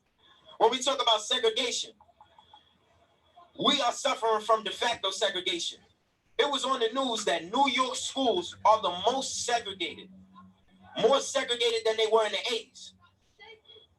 So we're experiencing more segregation the further the nation goes.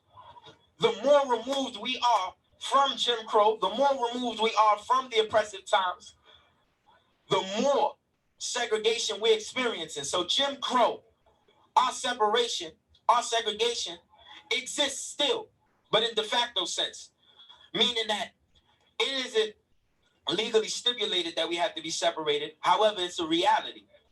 Black people and white people are segregated. For some reason, it seems to be that black people are confined to one specific region and white people are confined to another specific region. We are segregated. Segregation still exists in a de facto sense. Mass incarceration still exists, and it existed prior. When we talk about the end of the Civil War, the South was in debt because the South initiated a war and decided to transgress against the North, against America. So it had to pay off the debts for the destroyed industry, for the destroyed real estate, for the destroyed political infrastructure, and for the thousands of soldiers that were on the street, maimed and slaughtered to death. So it had to pay off the debts that it created. So how was the South going to pay off the debts? The people in the South were so conventional with the way in which they generated profit, the way in which they generated income, they didn't know how to produce income outside of slavery. So with that being the case, what did the people in the South decide to do? They decided to recreate slavery, but name it something else. They called it convict leasing. They would lease you for as low as $16, and business was running so well that certain states decided to invent their own convict leasing camps, such as the one in Mississippi known as Parchman Farm. Business was running so well that convicts, the convict population, was growing 10 times faster than the general population. And of course, it was disproportionately black. So with that being the case, mass incarceration once existed and it still exists. The oppression is reincarnated. Jim Crow once existed and it still exists. The oppression is reincarnated. Slavery once existed and it still exists. The oppression is reincarnated. So Trump can't do anything to you that hasn't been done to you already. And I say Trump represents progress because Malcolm X used to talk about two kinds of politicians. You had the wolf and you had the fox. A fox is very sly, sneaky, and manipulative, like Hillary Clinton. In one breath, she could call your brothers super predators, right? But in another breath, she can take Sean Bell's wife, have Sean Bell's wife sit next to her as if to suggest that's her standing for progress. When at the end of the day, her disposition was the same as the very police officers who shot Sean Bell in the first place. So all we're experiencing is hypocrisy, not democracy. So at the end of the day, Trump represents progress. He's a wolf. He's going to bite you in your ass and look you in your eyes and tell you this is what's going down. That's progress right there. At the end of the day, you getting these politicians that's rocking you to sleep. Hillary Clinton, she rocking you to sleep. She calling you a super predator and then taking a man's wife and bringing him next to her as if to suggest that she's for progress. When at the end of the day, she's part of the reason that the man died in the first place because she contributed to the media campaign that made us look like we were criminals. When Trump is just going to tell it to you like it is. If he don't like Mexicans, he don't like Mexicans. If he don't like black people, he don't like black people. He keep it a whole 100. So at the end of the day, I'm not saying vote for Trump. I'm not saying kiss Trump's ass. I'm not saying support Trump. But what I'm saying is, at the end of the day, Trump represents progress. You black people don't have to analyze poetic texts in order to understand what Trump is saying. Trump is second grade literature. He makes it very simple. I don't like Mexicans. I think that Mexicans contribute to the most crimes in America. I don't like Islam.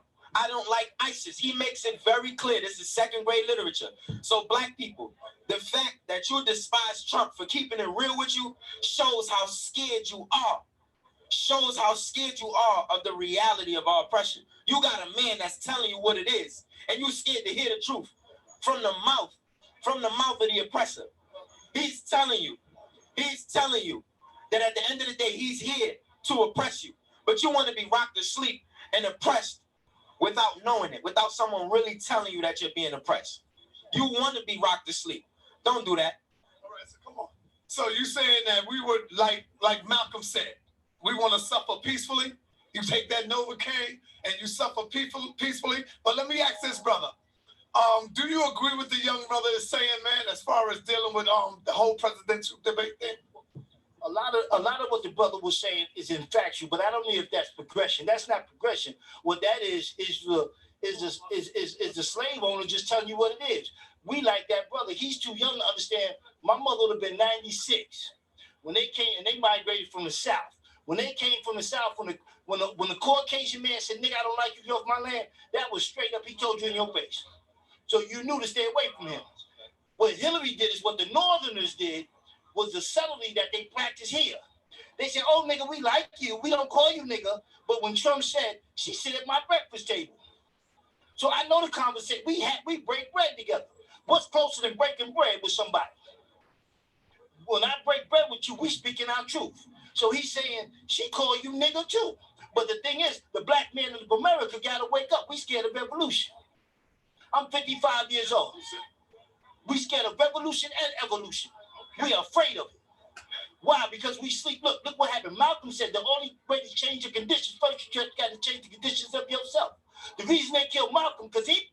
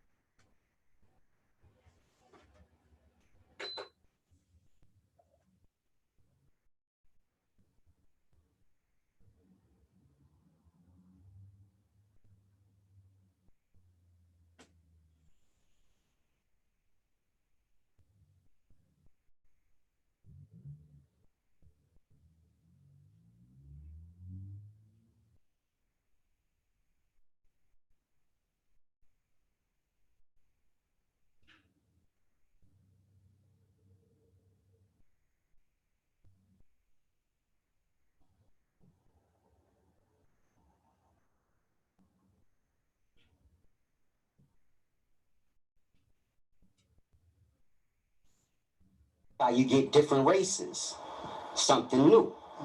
But everybody was melanated. So it's just a matter of that. From the way I know it, albinos is how you got white people. Hold on. Okay. That's a question that's coming. Okay. I got that down here. But let's continue on. You can continue. All right. I was gonna say, that's what I was gonna say. A lot of your viewers, when I say albino, they automatically assume I'm speaking of the albinos they see, and that's not the original albinos. Okay. A black albino, he's still a black man. He got the wide nose, he got the nappy hair. So he is what he is genetically, but he just got that effect that was added into our genes a long time ago. Okay, brother. That's powerful right there, man. But it's deep. Yeah, that's powerful. I'm feeling it. I'm feeling the science, because now it's really making me think too, like, if you can explain it, who were some of the first people here on Earth to make it populate, for us to populate the Earth? Because when you look at it, how did the Indian get here? Hurry up, Santi. The Indians, the Mexicans, the Arabs, the white man. Like you said, it had to be other people here. Because in order for that to happen, some people say if the gene runs wild in the womb, that's how you can create the albino. You know how I'm right? Or mutate. You see what I'm saying? Go ahead. You know how you can tell what I'm saying is right as far as people having to mingle with one another to get a new race? You know I'm right because you see this happening now. If a black man and a white woman have a baby, that baby looks Spanish. It don't look like neither or. So you see what I'm saying happening still. That's like if a Mexican and a black and a black woman have a baby. It looks different. Let me say, it's just like when you look at the species of dogs. This is how all these dogs come about. This is how you begin to get all types of different dogs now that you see them. But you know, we all come from the same root, or from that, we all have a common ancestor. You see, powerful right there. What's going on? Yeah, it's deep. Everything that a person say. How you doing, this lady? For real? Real name? How you doing, Africa? I'm Solace. How you doing? Hey, Africa friend. Yes, yeah. Yeah, Dad, I lost my train of thought. I said about the dogs and all the people, you know. Anything that a person teach. So if men say that evolution works where people change climates and they changed, whatever a man says, you have to still see it in the life, because the life revolves. So you get day, then you get night, then you get day, night again. So it's the same day, and we just revolving through the days. You leave the day when you sleep, and then you come back to the day, but it's the same day. So whatever a brother says, it has to correlate with life. It can't just be, oh, this is, people went here and they changed. It has to still happen. Okay. So you don't agree that life started with the black man and woman? This is a different question. As far as when I said you don't agree that life started in Africa, now I'm saying you don't agree that every human being came up out of the black man and woman, brother? That might be a little deep right there. It's only deep because brother's knowledge, it don't go past earth. In earth, life is a whole thing. It's not just earth. So we got to understand, people don't come from earth. They come from one another. So all places are populated by the living beings, because the living beings don't come from the planets. You see what I'm saying? You came from your mother, not from the ground like a flower. So you got to understand that first, and understand that life is big. It's more than just earth. So now when you say this planet was all populated by melanated people at one point in time, before that albino influence, and this is how you got, you know, all of that. But as far as the whole life go, that may not be necessary, because if you look at life, most things start off light, and then the sun adds the color to it. So if I peel all your skin off, you white. You ain't no different than a white man if I take that top layer off.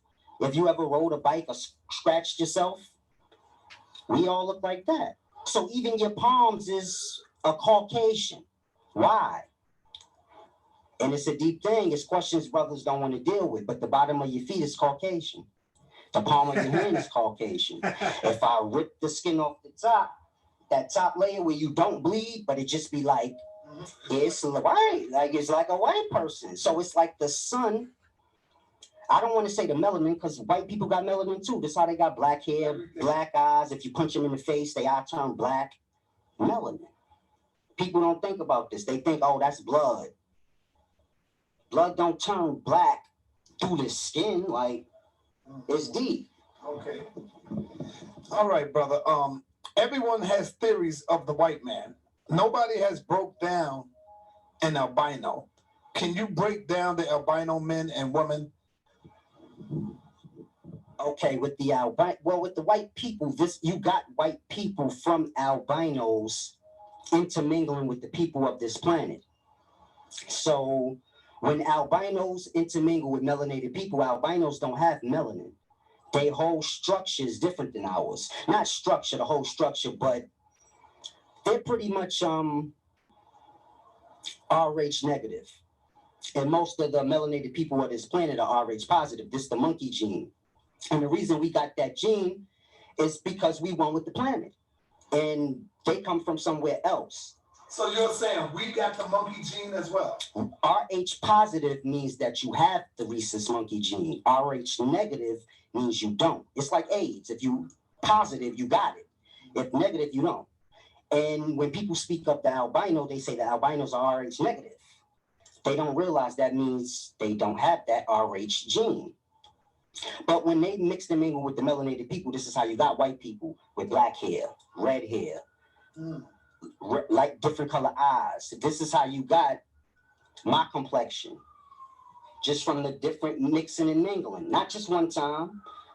The offspring mingle. So now the offspring are mixed, they mixing back in with the originals. You got mixins of the mixins. So you just get a whole bunch of different shades. And that's how that happened. Other than that, we will all be brown still. So with all that being said, who was the first man? Who is the original man and woman on the planet? The original man would be a race that we don't know. Because you get the mixing and mingling of those in the past. That's how you get the people of the present. So you're going to lose the original at some point because they mixing and mingling in repeatedly. And life is long. So you got to think, we're not talking 100 years. We talking a long time. So the original man, we would never know. We wouldn't know that. And it's really not important. At the end of the day, if we here, we come from. Family, I hope y'all understanding this right here. Y'all got to think outside the box. Think about what he just said. I asked him the question of, so who is the original man? And he said, you wouldn't even know who the original man is. Because you talking about countless, what should I say, million? Eons of years. That's how long we've been on. When I say we, I'm talking about, yes, that's how long people been on the planet, for eons. Wow. Being as though people don't come from planets, then they had to come to them. So life go way past Earth, and we got to just understand that. Okay. Let's go into some of this science, because I like when you take me out the box here. How did this thing called life start? Now, I know the crocodile's been here for billions of years, way before us, a lot of the species here. How did the human being life begin? What sparked that? All right, with life, you got to understand there's two perspectives, or the duality. So you got the physical and you got the conscious of the spiritual aspect of life. Now with the physical, how the physical came into existence, it's like people got to understand that the life is within the life. So all worlds or existences you see, it's a physical body, all of them. So you got micro cells within you.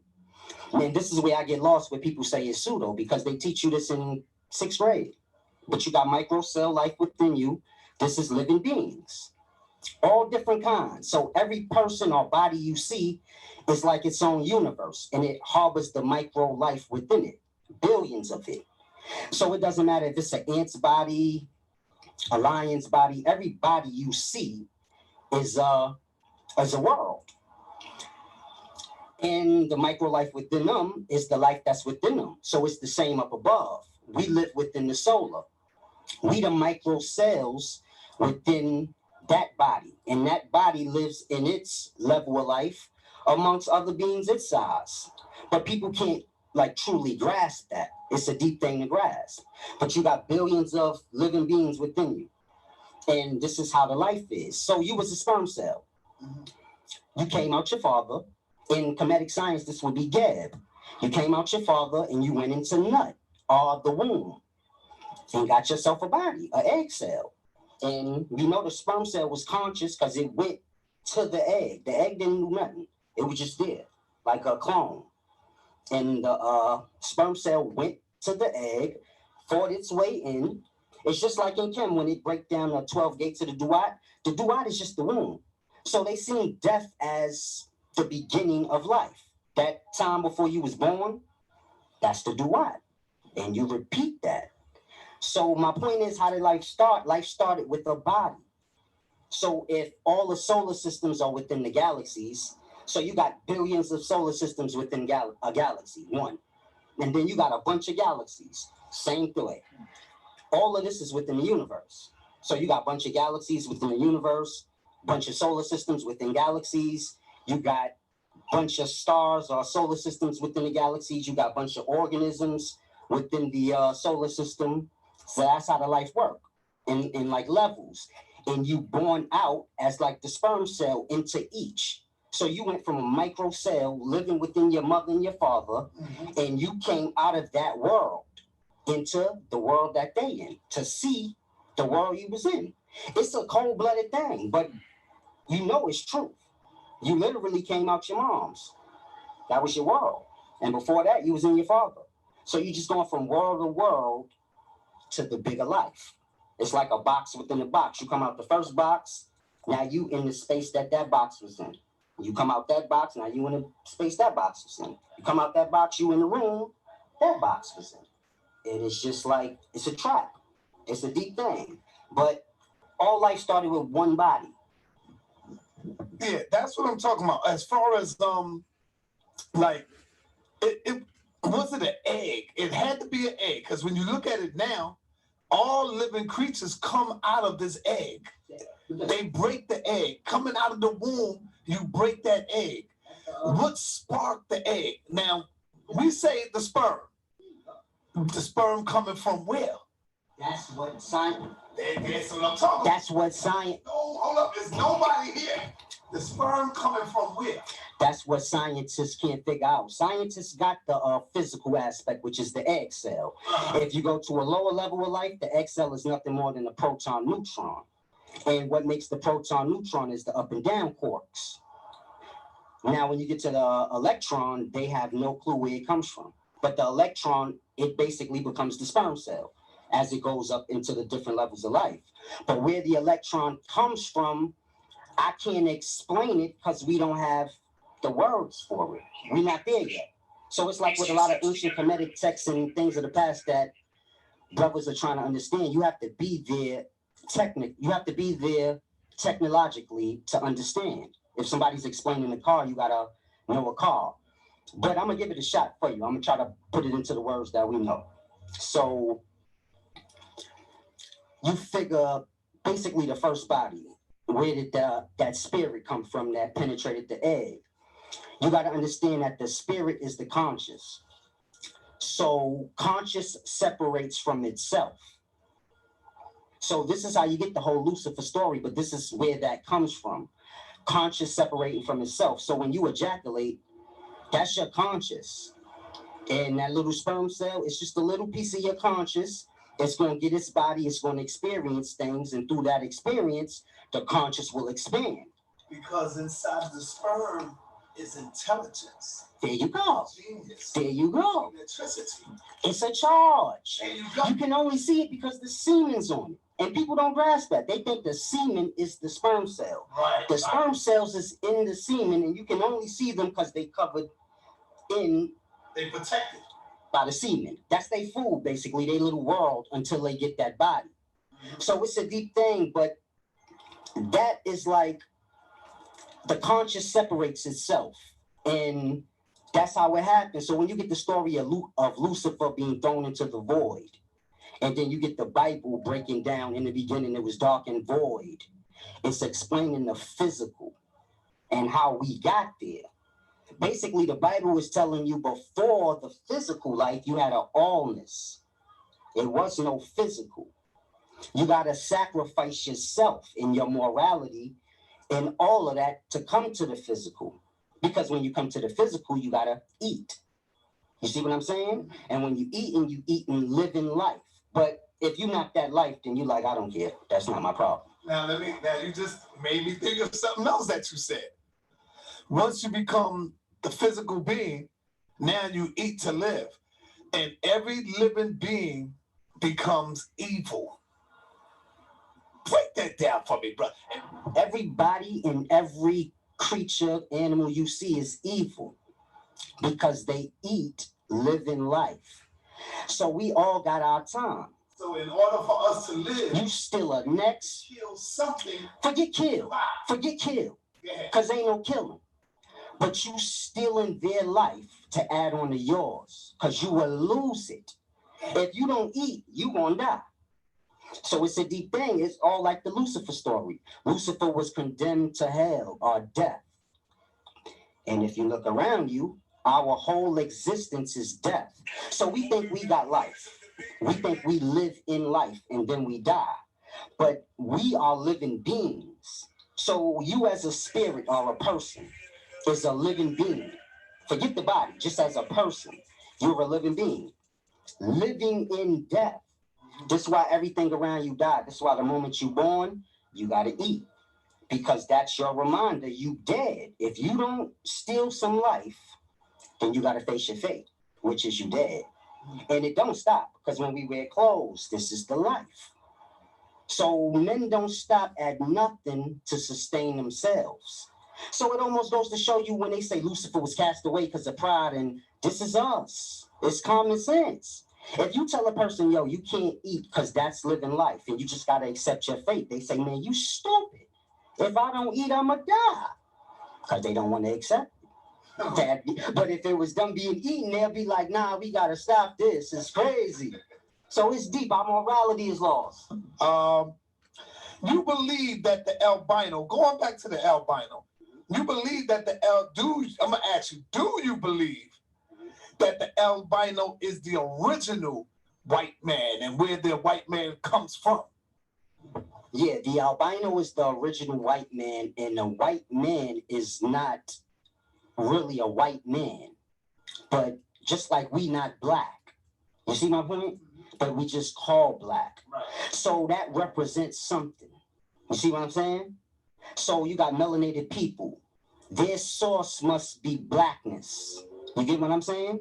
And then you got Caucasian people, and their source must be whiteness, the albino. And our source must be the other opposite end of the duality, because everything has to be in a duality. If it's no duality, it ain't real. So, describe exactly how you get the albino. How you get the albino? Yes. What do you mean? Like the same way you get a person. Atoms, certain, like we made of carbon atoms. So this, in terms, manifests us to be melanated. They're made from a different source of atoms. So this all goes to science. In science, you got matter and you got antimatter. Now, we believe antimatter is some invisible thing, but it's not. Antimatter manifests into the physical the same way matter does. So it's like with gay people. Gay people are antimatter. When you're dealing with antimatter, the electrical charge gives off the wrong energy it's supposed to. So with matter, you have proton, neutron. The proton gives off a positive charge, and the electron gives off a negative charge. And antimatter is opposite. The proton is supposed to give off positive, but it gives off negative. And the electron gives off positive instead of negative. And it's the same like with gay people. A man is supposed to give off the energies of a man. But when you deal with the gay, it's like antimatter. They give off a different vibe. And the gay women give off that opposite charge. So all the life is just manifesting from the elements. So an albino would just be a certain makeup of atoms. Our makeup of atoms is different. And it just, the vibration hold things together. What I'm saying is, I'm gonna follow with you. You mean as far as albino? Yes. So you saying with the albino? All right, let me put it this way, and then you'll catch on to what I'm saying. The albino can't produce the dominant gene, which is the darker, the hue, the black man. No, they do. The albino has the dominant gene. So with the albino could give anybody blood. You see what I'm saying? Everybody cannot give the blood to the albino or to kill it. So this is how you know which one is dominant. You can put water in anything, but you can't put anything in water because water is the dominant source. So this is how that goes. And I'm trying to think what else you had just said. But yeah, with the albino's genes are the dominant genes because we could take from the albino. The albino can't take from us because it's impure once it comes back. You see my point? But with white people coming from black people, no white person came from a black person. They confusing the albino gene. So when the albino come from the black person, it still has the nappy hair, the wide nose. You know it's black. It's just white. Same with a Chinese person. If they're albino, you know what they are. So they confuse that and they think like, oh, black person had a white person. But it's just from that mixing and mingling long ago. That gene is just in the line now. So it can pop up at any moment. But it's really simple. All right. Now, you know, in this community of scholarship, we deal with sources. Oh, I love this part. What source can you give us? What source can you direct the people, those that are watching you right now? How can you direct them what you can go and look up? You know, my sources is basically the life. So as you see, as we've been going this whole time, everything I said to you, you never asked me what's the source, because I'm breaking it down as life as the source. So when I'm like, oh, this is this, and the sperm cell and the egg cell, this is all life. So everything I'm saying, the source is basically life. And that's what I use basically as the source of my information. So anything I tell a person, I would just basically tell them to resort back to life. Whatever it is I was breaking down, go look at that thing. Yeah, I'm good. Yeah, the life is my source. So I don't really go by. And with scholarship, it's a deep thing, because when you're dealing with scholarship, you're dealing with what another person said. Right. So a lot of brothers left Christianity for that same reason. See, with the Bible, you can't take that as a real source because you don't know who wrote it. You don't know what they truly knew. And it's the same with scholarship. A brother tell you something, but if you don't know nothing for self, then it don't mean nothing. So you got to know a thing to know a thing. Mm-hmm. You might as well just know things on your own. All right. I know you did it already, but I would like for you to do it again. Take your time to do it for those of the people that may be a little slow that's watching you. Can you break down what is the RH negative and the RH positive and the rhesus factor? Go into that. What is the RH positive? It's basically, I don't know why. RH, what is the RH negative? That's RH positive. RH negative is basically to say you do not have the rhesus monkeys gene. Mm-hmm. RH positive means you have the rhesus monkeys gene. 80 to 85% of people on this planet have the rhesus monkeys gene. They're RH positive. Say that again. 80 to 85% of the people on the planet are RH positive. You talking about including black people? Everybody on the planet, 85% is RH positive. Mm-hmm. Now, when you get the white people, half of them are RH negative. So that's where it's deep, because 85% of the population is RH positive. So that's pretty much everybody. But then when you get to the white group, half of them hold the RH negative. So if you could get what I'm saying in a sense. Mm-hmm. Most of the RH negative people are white. Very few will be melanated or another race. It's just white. Okay. I think I remember you saying that the albino is RH. No, you said RH negative. Right. It's RH negative. Okay, so they don't have the rhesus monkey gene? They wouldn't be native to the planet. So this is why they don't have the genes of the planet. We are RH positive, meaning people think that this means we had sex with a monkey. It doesn't mean that. You have DNA in life. And all living things will have from that DNA pile.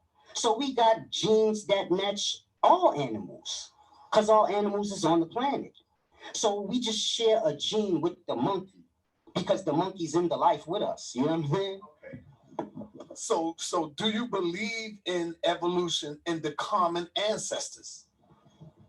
I believe in evolution, but it has to be a mixing factor. So something has to come into contact with the thing to change it over time. Nothing to just change on its own. It's just impossible. Okay. So how do humans, monkeys, and chimps share the same DNA? Because they come from the same planet, the same life. All living beings, even plants, all hold from the same genetics of life. So let's say it's 10 genetics in life, and it's 50 people. He might have 5 of this and 2 of that and 1 of that, and that monkey might have the reverse. But they will share some of the baskets of the genetics of life. Okay. All the Kemetic teachers out there in the Kemetic family watch you break down the netters in the relationship. You said Atum is Adam. It's the atom. Right. You said Shu is electron. Nefnut is proton. What do you mean by that? Where you get that from? It's a simple thing, and this is why I tell people you got to know a thing to know a thing. So when you're reading Kemetic science, if you don't know nothing to correlate it to, this is why we get lost into invisibility. But the first thing you got to understand is they didn't understand nothing about gods. God is our thing. That whole structure and status of Most High, they had no understanding of that. That's why you had a bunch of Neteru. Now, that's just the aspects of the life. So when you're dealing with the Neteru, they're breaking down the physical manifestation, how a thing goes from the unphysical to the physical, and all those divine aspects and stages in that process. That's what they're explaining. So if you ever see like Amun Ra, and it's spelled like Amun, then it got the dash, and then Ra. It's telling you the process on that level of life. So from Amun, which would be the atom on that level of life, goes through its process to physically manifest into Ra, the physical being. And Heru is the same thing, the physical being. So it's breaking down science. Brothers got to understand, Kemetic science is science. It's not no different kind of, it's just science. But they were more in depth than us. So we have atoms, cells, organisms. They had more in depth, every level, from beginning of time to infinity, meaning like from an atom to a universe. They could go past the universe. And this is where we get lost. But with the Neteru, they all in pairs and they all in nines are their need. We think it's just one in need, and it's not. All 2,000 plus fall into an need, and they all fall into a pair because the duality of life. And then the 9 is just representing the process or the different 9 stages before you become into the physical on every level, like microcell, organism, solar being. They breaking down the manifestation on every level. So it's just a life thing. You got to understand life. Now, you do have, they wouldn't all fall into the 9, but most of them would. You might have 200 left over that don't fit into the 9, like Ma'at. Ma'at wouldn't be a part of the physical manifestation. That's more or less what comes before that. The balance, the order, the cause and effect. So cause and effect is like action, reaction. If I slap you, you slap me back. That's action, reaction. Right. But then you have a cause and effect that'll follow that. So now your kid might have seen that. So now that's his way. Okay, I slap people. That's how it works because I seen my elders do that. Right. So now you started a whole cause and effect with the action reaction. So my is like that, breaking down the balance, the order. Order meaning like the cause and effect or the action reaction, and how everything we do, it has a cause and effect to it. So whatever you do in life, you got to always look at the action reaction and then try to think, where's this going to go in the later? Okay, nuts. Nut is feminine. Mm-hmm. All right, nut is feminine. Reproduction. Gab, male reproduction. Asar deals with the sperm. All right. A set is egg. Seti splits the cell. Every civilization knows sperm. Here's the question.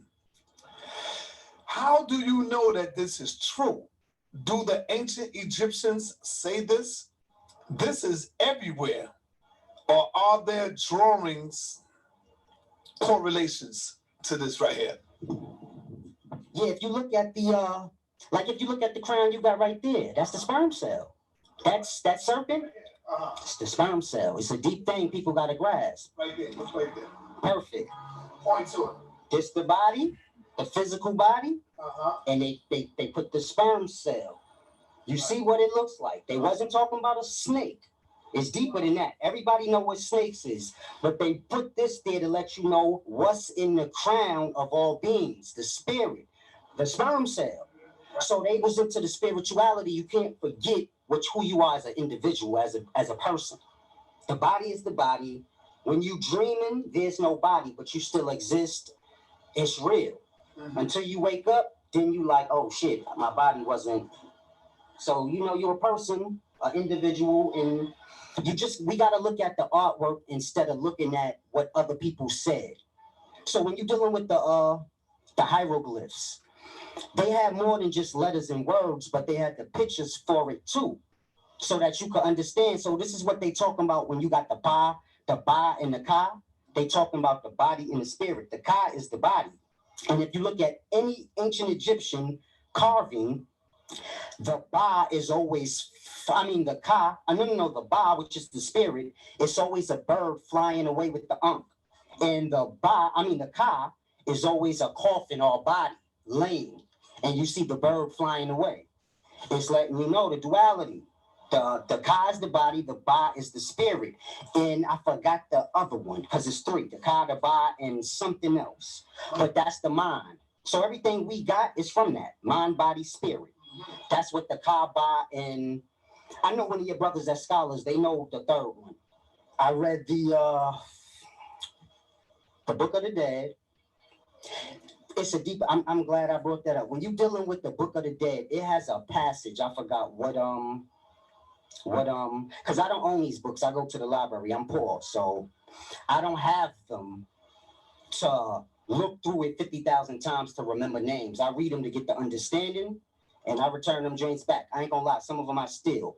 But when you're dealing with the Book of the Dead, and it's doing the funerary text, I forgot which one, and it's breaking down how when the pharaoh dies, he's brought up into Father Gab.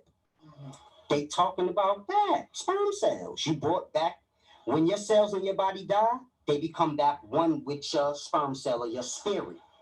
And then when you bust that nut, that's why you feel it how you feel it going down your back. You know what I'm talking about, and it pushes out. That's Gab releasing you. So you know when it has a passage where it says Gab opens his jaws to release the spirits of the dead. It's talking about sperm cells that he's sending into nut, the womb. So it's they gotta just read. Man, that's powerful right there, brother. Yeah. At one point in your talk on the street with us, you mentioned nationality. Can you give us a definition of nationality? You use this word to say that Jacob in the Bible. Yeah, I'm gonna go live for real. I'm just playing this as I buy time. I'm putting together something right now. So yeah, we ain't gonna play the whole thing. And we never really finished the polite Jabari debate because we were at the question and answering period. We are at 2 hours and 20 minutes, 43 seconds. I paused it there. I never left that timestamp. You dig? I'm just, like I said, I'm just putting something together and we're gonna start. So I'm over here, he said powerful. So I'm over here just buying time, entertaining you guys. You dig? I'm gonna close this out in a minute, then start the real live and get serious. Could not change his nationality. You remember that? What do you mean by that? Break that down. Give us. Okay. First thing I want to say is with a lot of the Israel. Anybody want to fact check? Anybody want to fact check this? Be my guest. I'm out of it. Don't include me. Because a lot of people have this perception in their mind that I'm not a scholar. And I read books that a lot of the scholars ain't read, like the Numa Elish. I came with that. Now, when you're dealing with other texts, you got the Judah cylinders. This has to do with the Hebrew Israelite, but they don't get into that. They just stuck on what they stuck on.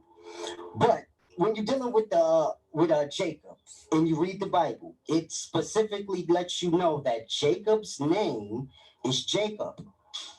His nationality has nothing to do with Israelite. Then he has a fight with some guy, and the guy beat him up, and he wouldn't stop fighting the guy. So the guy said, basically, stop.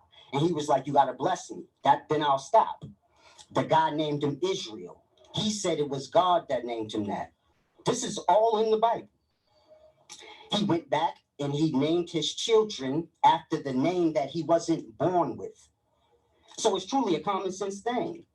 How is your nationality a name, a nickname that you wasn't born with? Mind you, nationalities have nothing to do with names. You see my point? Your nationality has nothing to do with a name. It is who you come from, meaning your parents, their parents. This is your nationality. He made a nationality off a name. That wasn't even his real name. So I don't know how much more simple I could be. The name Israel was not his birth name. It was a made-up name that was given to him.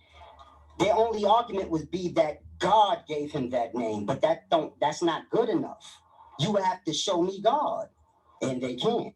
No, the conscious channel, this is about to end. The real live is going to be when we go live in the middle of it. I'm only playing this as I get my stuff together. That's all.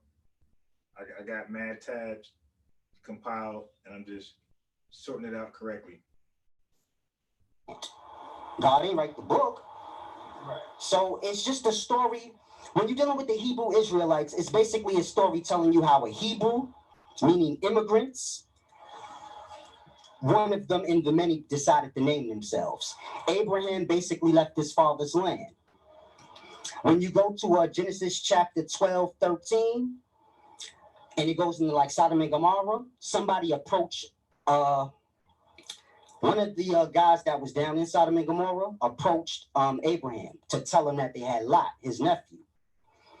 And they called him a Hebrew. And then they explained in the Bible why they called him a Hebrew. They said the men approached Abraham, the Hebrew, who resided under the terebinth tree on the Amorites' land. So they basically explaining the first immigrants in life. The Bible starts from the beginning. So you don't have no statuses, no nothing. So it's explaining to you how men took over lands. So this is before the flood. Men began to claim lands. This is how you got that. This is how you got nationalities. And from there, it was destroyed and it all happened again. And then it just explaining to you how Abraham left his father's land, became an immigrant or a Hebrew, and then one of his descendants, being as though they were all born on other people's lands, making them Hebrews. This is where Jacob decided he gonna give his people a nationality, which is how all nationalities started anyway. They made up. So it's a deep thing. It's a simple but deep thing. The Hebrew nationality, it's just a made up nationality. You seem to know a lot about the Bible. Were you a Hebrew one time? Were you a Christian? Were you a 7-day Adventist, Jehovah's Witness? What was your faith? Okay. He was all of the above. Yeah, I was Jehovah's Witness, Christian. Told you. Hebrew Israelite. And I was just playing. Damn, he's all of them. Then I started indulging into the Kemetic science. So I'm just everything. Yeah, I was right. Damn, I'm good. So did you come into this knowledge after reading the scriptures yourself? Because when you're in the church and when you're in the Bible, when you're into the, they always read it for you. So what woke you up? How did you get out of this? Did you begin to do the research on your own? I actually got the knowledge because I sequestered myself. Basically, I spent a lot of time alone. And when you're alone, there's no influence. Mm-hmm. So it's like, if you've been in jail, you know, when you by yourself, ain't nobody can fuck with your mind. It's nothing that can make you think about anything but what's within. And once you get to that point, then you could start making sense. I started dissecting the things I believed in. Like, hold on, this, you know how you overlook certain stuff? You have a question, you like, that don't make no goddamn sense. But I ain't gonna question God. I'm gonna just, he got to hold that one down for me.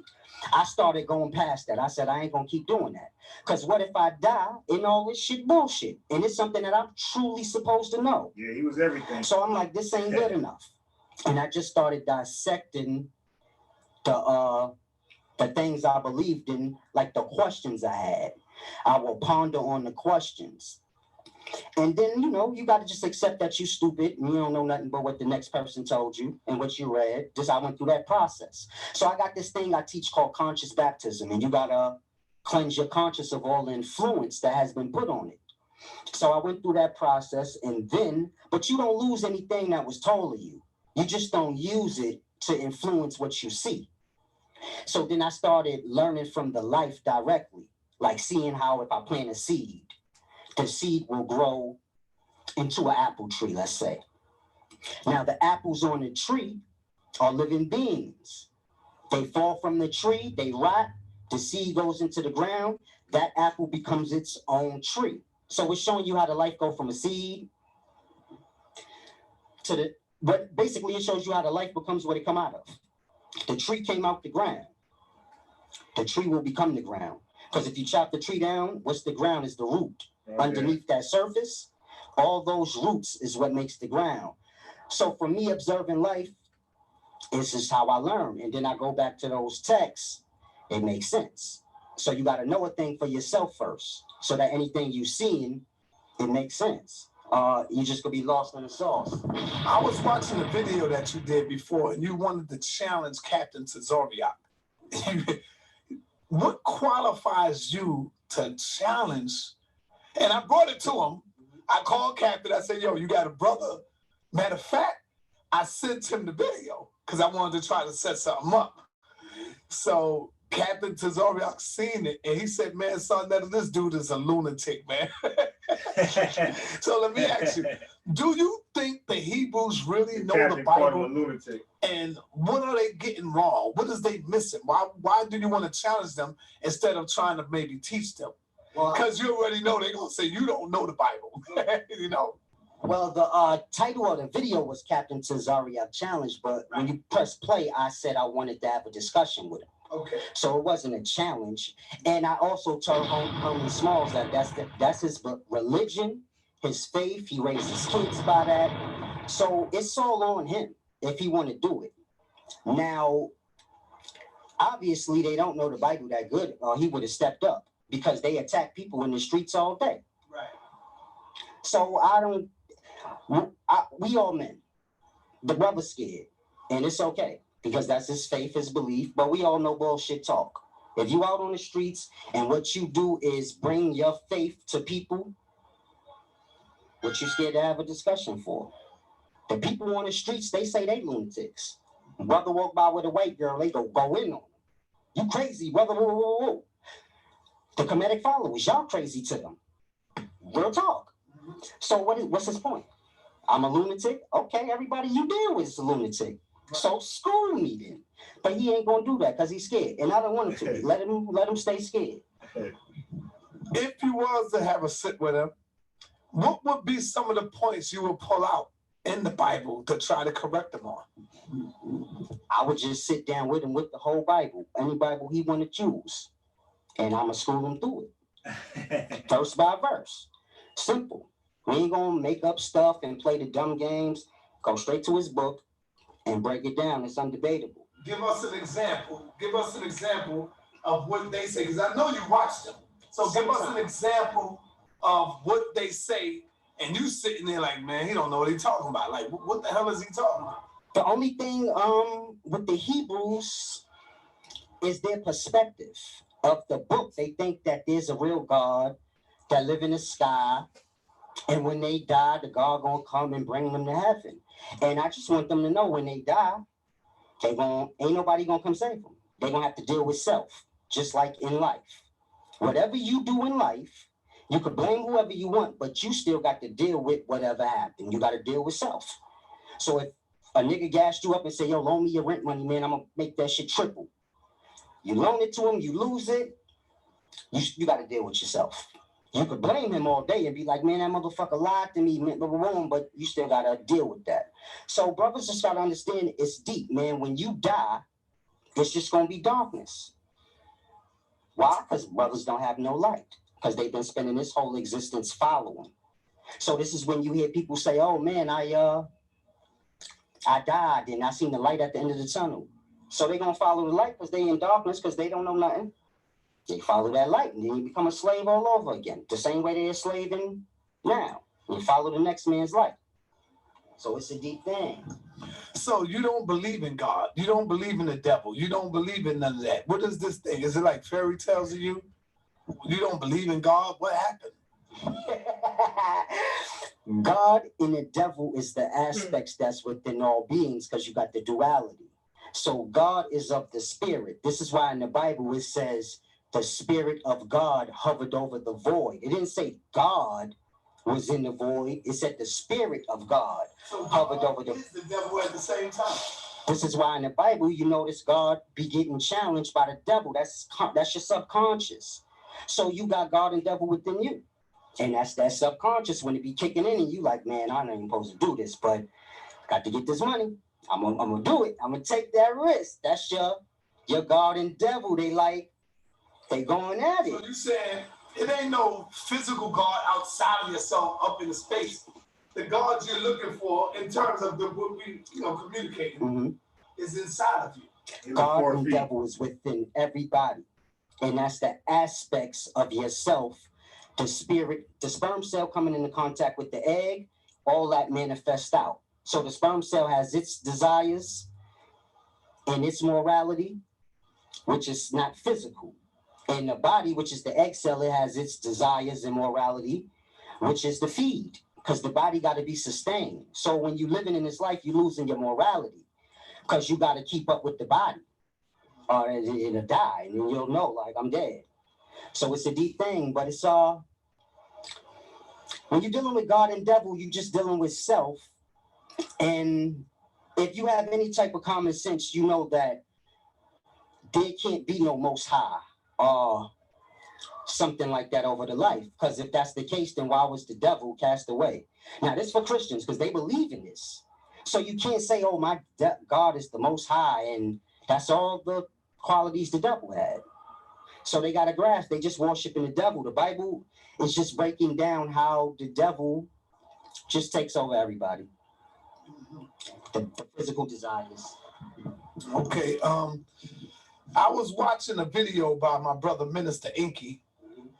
And Inky, matter of fact, we did a video together. And he was talking about how you are and we are stardust. I watched the video with you last week that we did. And you said, no, we are not stardust. The star is a living being, not a living thing. You said a living being. Explain that. It's like I explained. I'm using science, not pseudo. This is 5th, 6th grade science. We all have micro cells, which is living beings within us, all different kinds. When you're dealing with the solar or the star up above, we are within it. The planets are within the solar system. So if the planets are within the solar system and we're within the planets, that's the life within the life. So when he say that we all stardust, it don't really mean anything. So it's not to say he wrong, but it just don't mean nothing. You can't do nothing with that. We stardust. Okay, what?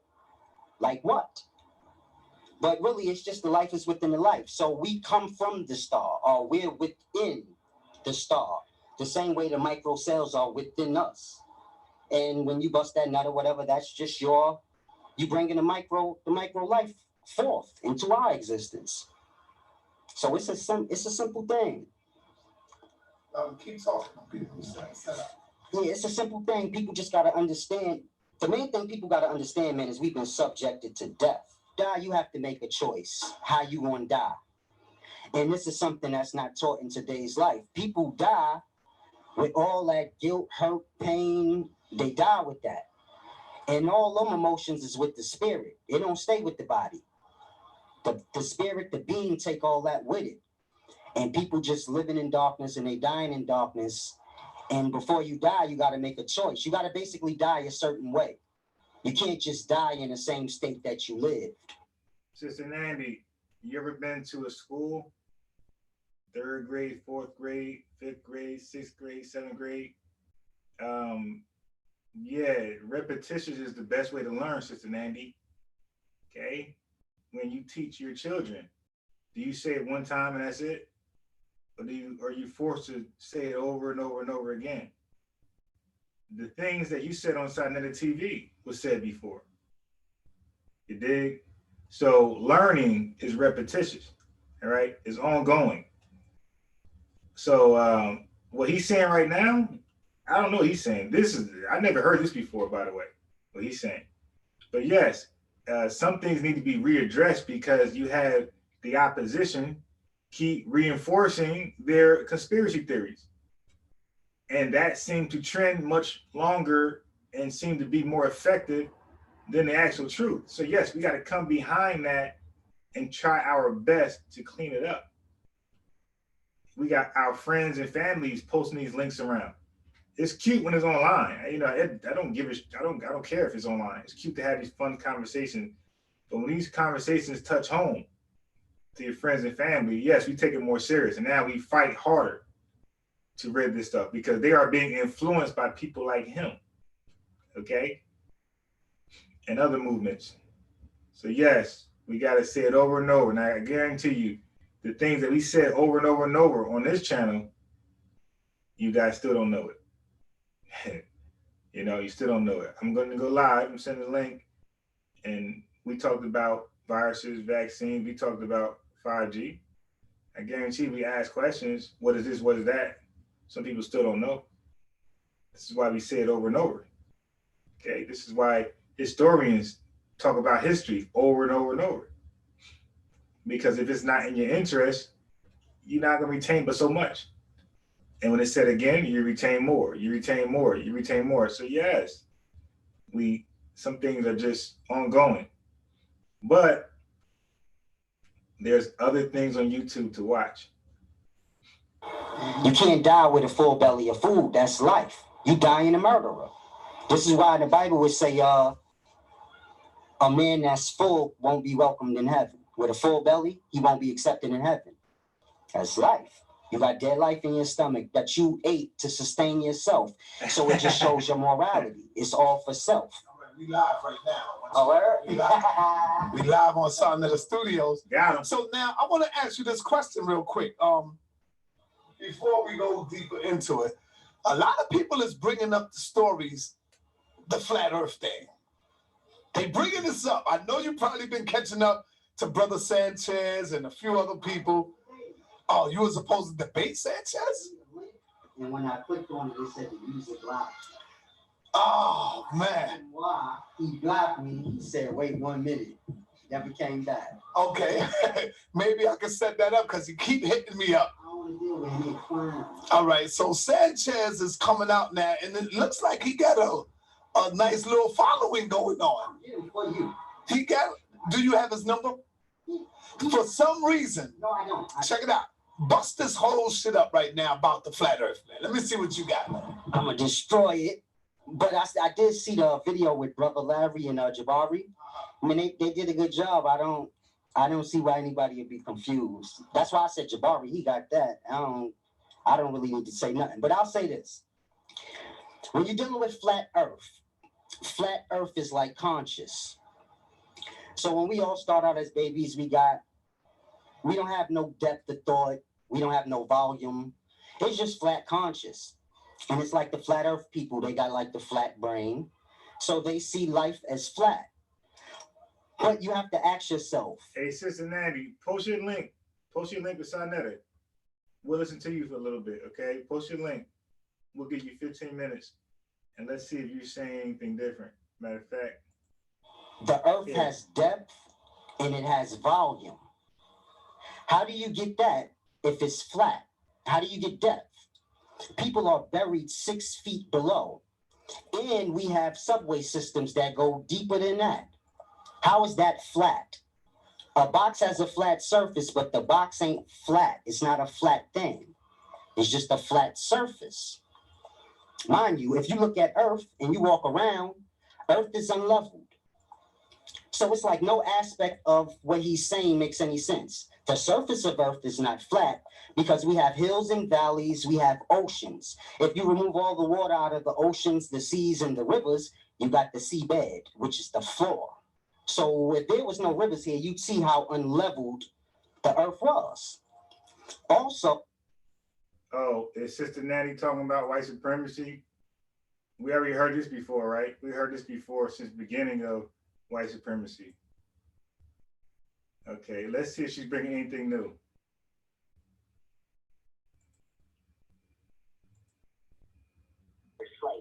Do you think, because I heard you say the word voting and we are still thinking voting, do you? We talked about voting already, Sister Nandy. You still talking about voting? Think we are stuck in time? Always watch all of her talking points be what we always talk about. Let's see if she brings anything new.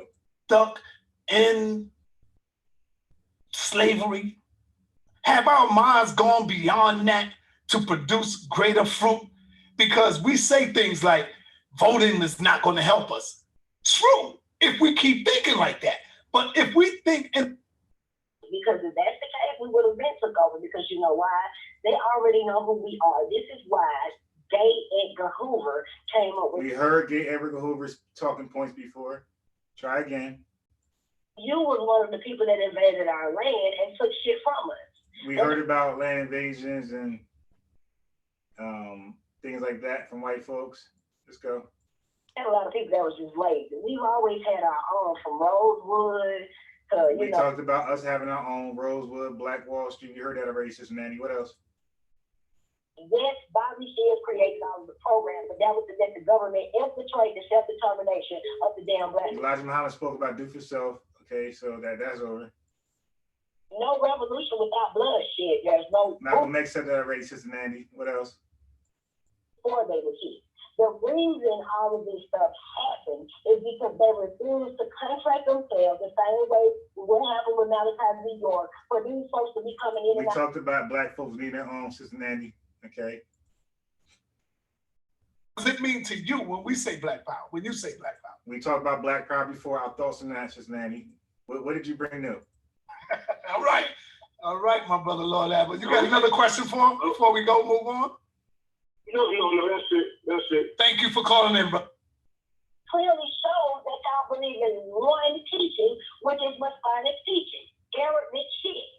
Why is all of y'all languages wrote in Arabic like the Muslim religion? We got on the religion of Islam before, Sister Nandy. So okay, let's see. No, sir, I'm not. Okay, go ahead. My bad. Go ahead. Go on. Another thing that we have to look at, everything that's being presented to us today is causing division. We talked about division and what divides us, Sister Nandy, and we talked about how we should unify. All these talking points have been done already. What else? Last one. Police officers that's whooping our asses when they're supposed to be making peace. We talked about Black Lives Matter already, Sister Nandy. So all of your talking points, every last one of them, we already addressed 100,000 times on every talk show imaginable. So what did you bring new? Nothing. You talk the same thing we talk. So let's keep on with the show so I get my stuff together. You dig? That was horrible, Sister Nandy. You complain about listening to things or different talking points, or it's the same talking points, and you sat there and used the same talking points that everybody else talked about. Okay? So you are guilty of doing exactly what we do. So, Earth has depth. None of these things can support flat. However, you listen to your teacher, Sister Nandy. Get it. It makes absolutely no sense. If Earth is flat, then why can't a plane fly up, let's say 1,000? I mean, what's the whole point of playing your whole video? We heard those talking points already. You said that you wanted to hear something new. We do too. You didn't bring anything new. Okay, so... And feet, and then just fly. This is actually something new right here. I think we all can agree. We never heard this before. Straight and go out of Earth. Won't happen. It never happens. So it's a deep thing you got to grasp. Where's the edge?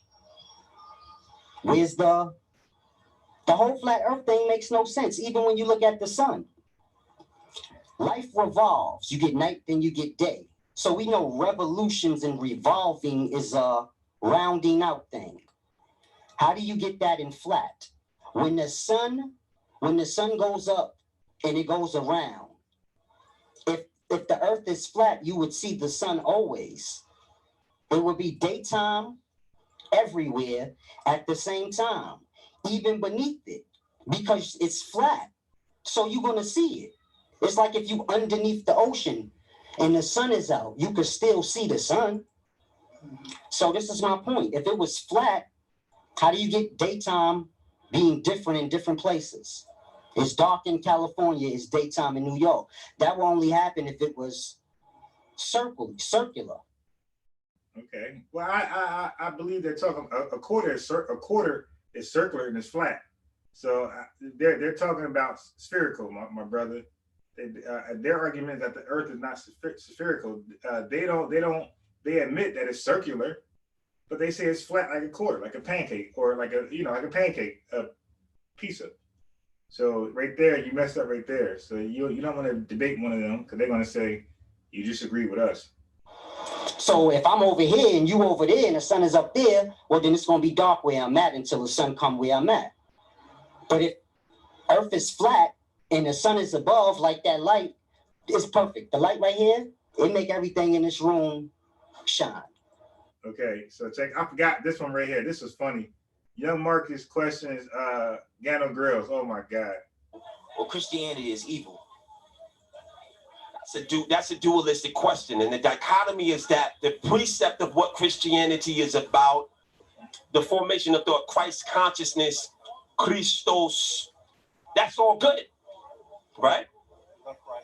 But the imperative of spiritual degradation and the holy wars and the Spanish Inquisition and the medieval times that you see right now, and the Pope, I didn't say he did. So, right, with all of that being said, there's an overall damaging effect that goes beyond generations when people can't see beyond it.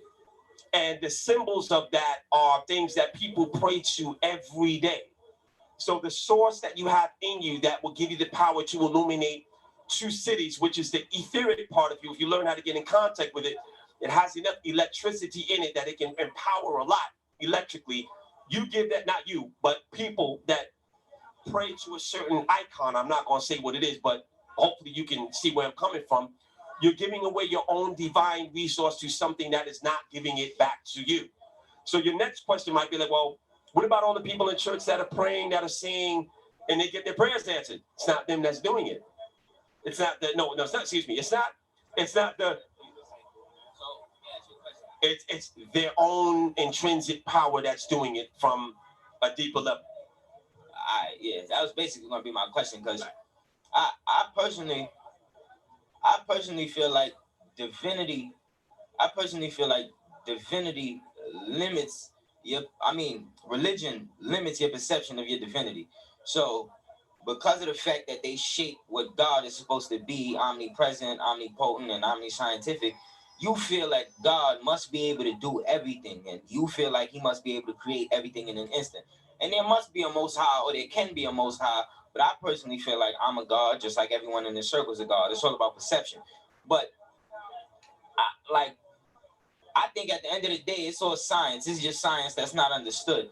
Like in quantum physics, they could prove that thoughts exist as wavelengths. So if they're wavelengths, they exist on a vibratory level. So now if I think a thought, your chakras absorb vibratory energy. So if I think a thought, based on our toroidal field, your magnetism can naturally obtain my thought, and your chakras will absorb that vibratory wavelength. So long story short, I think it's all science, but it's just not understood. I don't even understand it completely. I'm only 16, but I don't even understand it completely.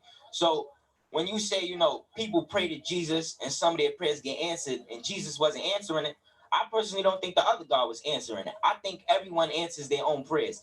Even if you think about the law of attraction, some of it is very, very logical. I think we just mystify it a little too much. Like, if I think something enough, naturally that thought crystallizes into habit.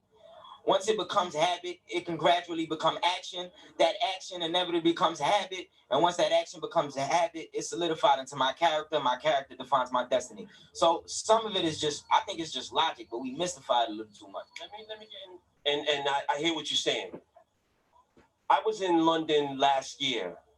The second time I was there, I was walking down the block and I turned the corner and I saw a snail very much out of the shell. And I could, I just happened to look down, I saw the snail, and the snail was striving to get across the sidewalk. Don't do it. In a nanosecond, I made the discernment that if I don't help this snail, somebody else is going to come around the corner and crush him. So I bent down and I picked up the snail and I said, "Hey, little fella." And I walked into a yard and I put them where he was safe, at the base of a tree.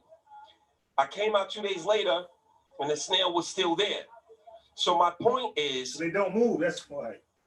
Figuratively speaking, we are gods in an embryonic state. We are not gods yet. The same way that the acorn is not a tree. The acorn has a full-grown tree inside of it. Hold on. No.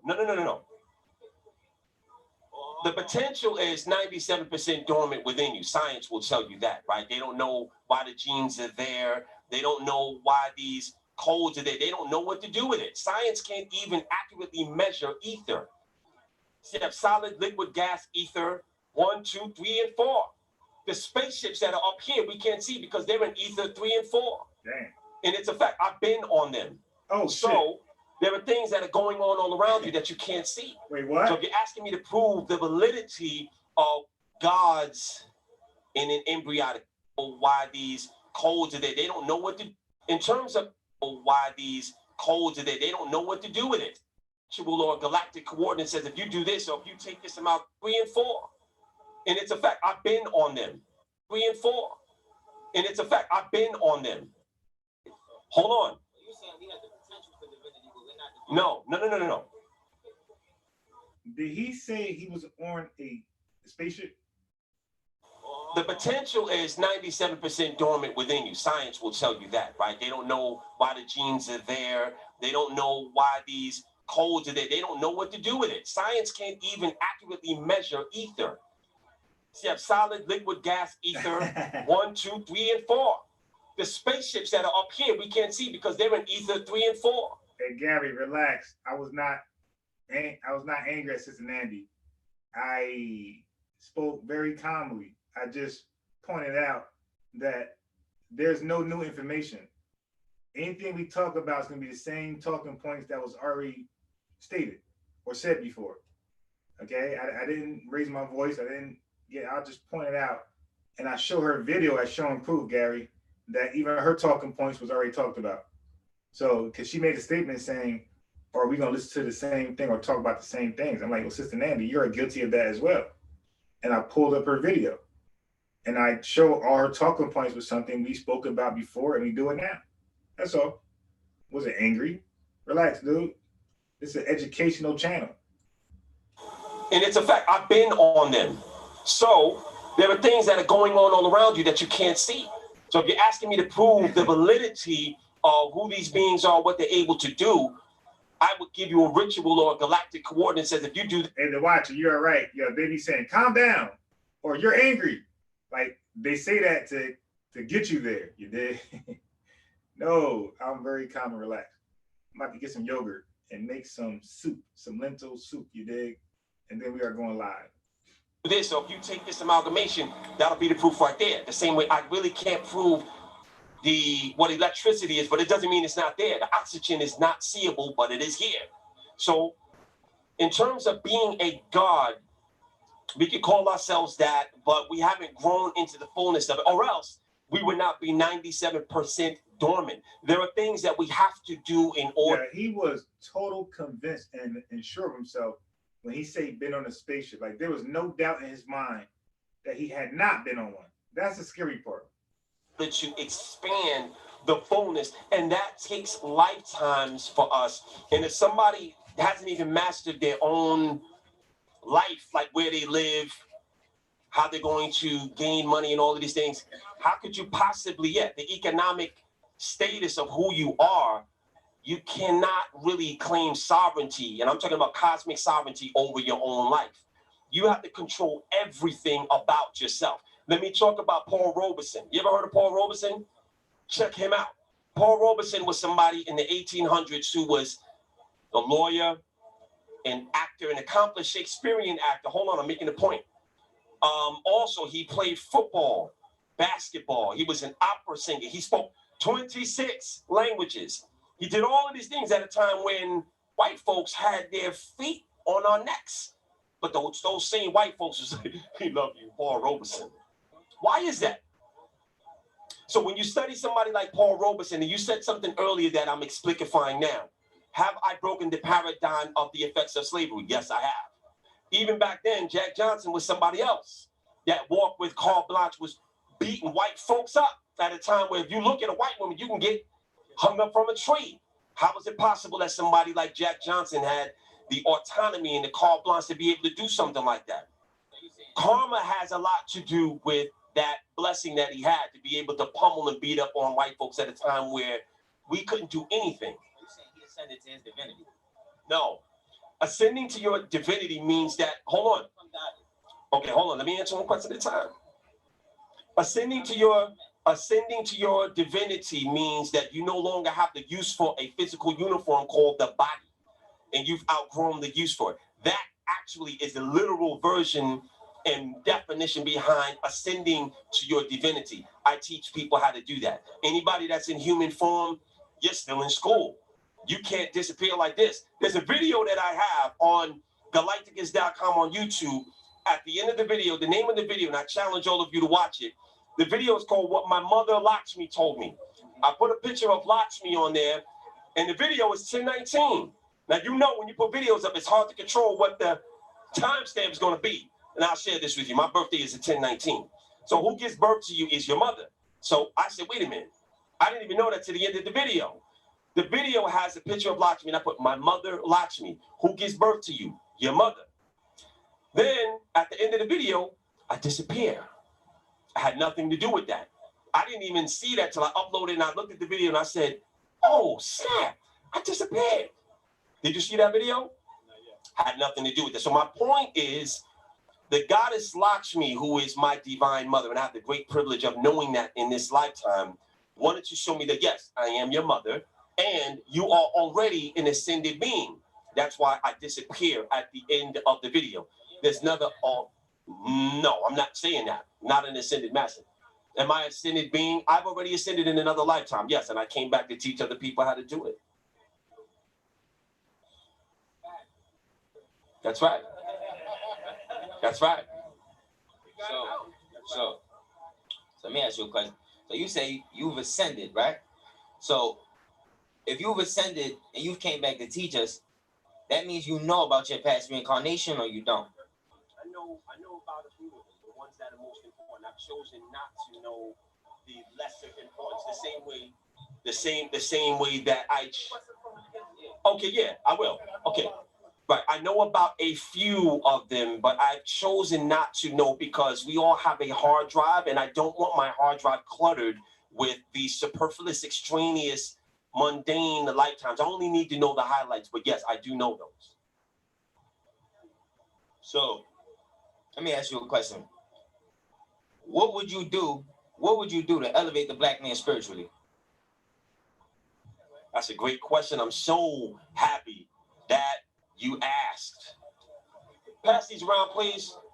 Pass these flyers around, and I'm going to answer your question with this action, right? Yeah, pass these around. What would I do to elevate the black man? I'm already doing it. You listening? Been doing it. This is one of them. This is a empowerment that I'm giving to anyone who's ready to have more power, and all of my proof is on YouTube in terms of the videos and everything else. I allow the people to talk about what their experiences are and has been. Sonetta, that's right and exact.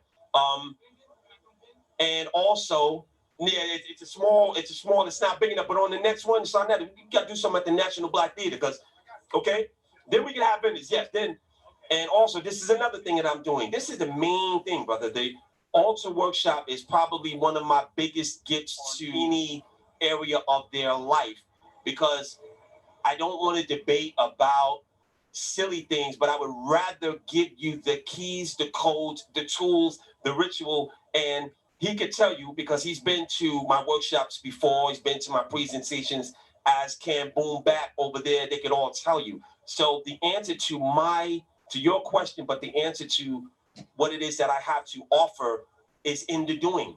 And I've had workshops, seminars, presentations, lectures. I've been all around the world helping our people to do that. Now, if somebody comes across this flyer and they look at it and they say, I'd rather go to a club, that's on them.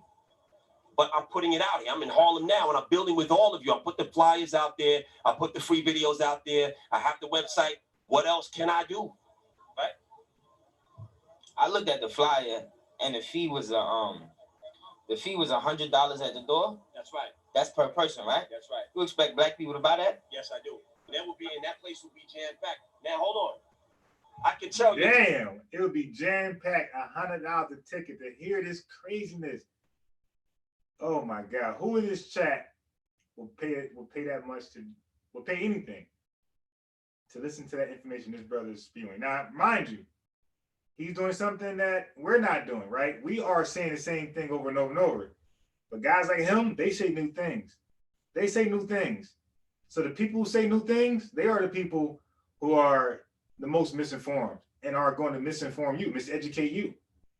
So I'd rather be the person saying the same thing over and over like a teacher does than be the person who say new things like sci-fi, science fiction, or what we call pseudo people. They are the ones who make up things, science fiction. Those are new thoughts.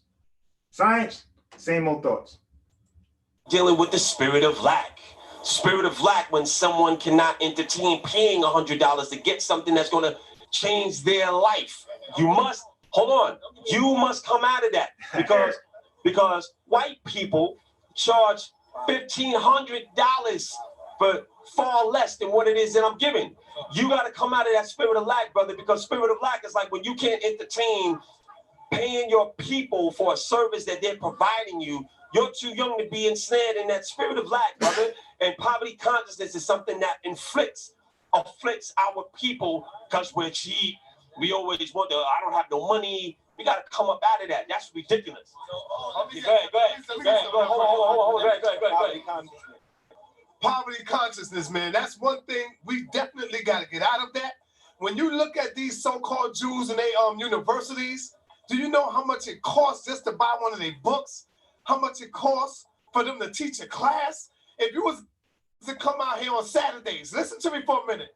The young people be lined up on the corner, ready to go into them goddamn stores to get $300 pair of sneakers that ain't gonna do a damn thing for them. You see what I'm saying? So when you say, will our people pay for that? Yes, they will. They will. Hold on, young guy, because I wanna reiterate what poverty consciousness is. If you hopped out of a Bentley right now, the people are supposed to applaud that. That's right. Because it shows that he sold a certain amount of information to our people that could not even afford him a Bentley, but could afford him multiple things. And he didn't sell drugs. But our minds are conditioned, especially the youth, and especially the younger generations, that the OGs didn't teach the lessons that the elders taught us, that poverty consciousness was that nigga supposed to hop out of a fucking Benz if he's selling crack. He's supposed to hop out of a Ghost if he's selling work. That means he's supposed to sell over, his shit's supposed to be an overdrive. But Polite hopping out of something European or foreign and he's selling books, that shit is a problem. Like, oh my goodness, what's going on in Harlem? What are they doing? Like, you know what I mean? So they want to keep us with a fucking cup in our hand to prove that we are down with the people.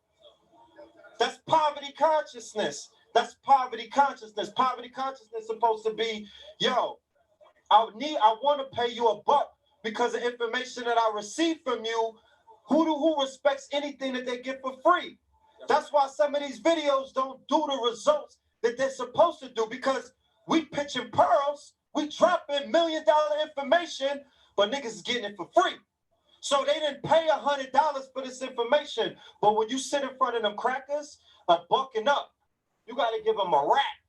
$1,500 for downstairs information. So we got to break that cycle. That's right. So Israel in the house. Please, King. Israel. No. Illogical ones. So when I said that, I meant to say this. Right. When I said that, I meant to say this. Me being outside, I would pay $100 to come hear what you had to say. But that's me, right? I already have a preconception that you out here to help me. You feeding me positive information. But coming outside of that, if I don't know you in any way, shape, or form, and you presenting information, if I don't know you in any way, shape, or form, and you presenting information, why would I come to you and pay $100 for information that could potentially be useless? I'm so glad that you asked that question. And the answer to your question is, and by the way, this is $300 for the Kundalini Reiki initiation. Shit. So that's really gonna freak you out. But to answer your question, I have here on the bottom of the flyer, subscribe to the Galacticus.com YouTube channel. My track record is already established. There are people all around the world who I've done miracles for. I can put my hands on everybody around here in less than 10 seconds and give everybody the energy of a miracle. And I've done it. Right. The reason I stopped doing it as much as I used to is because people don't appreciate it. There was a guy that I met that had full-blown, I don't know what he had, but you can tell when somebody's hair starts thinning and they're losing a lot of weight and they have to wear 3 or 4 pairs of pants underneath. And I walked up to the brother and I said, brother, do you mind if I give you a miracle? He looked at me and said, yes. So he did mine. I did what I did. A couple of weeks later, my old girlfriend saw that same guy who was on death's door. And he had gained all of his weight back. His hair was full. And she said, Gano, I saw that guy that you gave the blessing to. He said he's in remission and he's good. And I said, it was because he received the miracle. So my point is,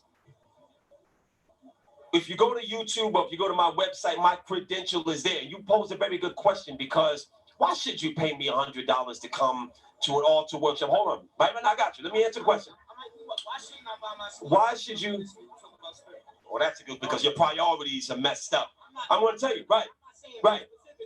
Whoever that applies to, the priority of our people.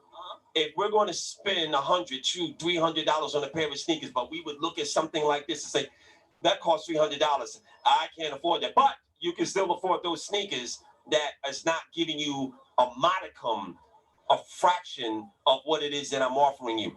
That's being under the influence of slave consciousness right there. Slave mentality. Hold on. Let me make my point. No.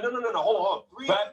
Also, for the feet, right, versus $300 for the crown. You make the choice. Which one you gonna invest in? The brain? So when we start investing and we get our priorities straight, and here's my point. There are people I know, right? You know what they do? Instead of buying a home, they'll buy a Benz and live in the projects. That's having your priorities screwed up.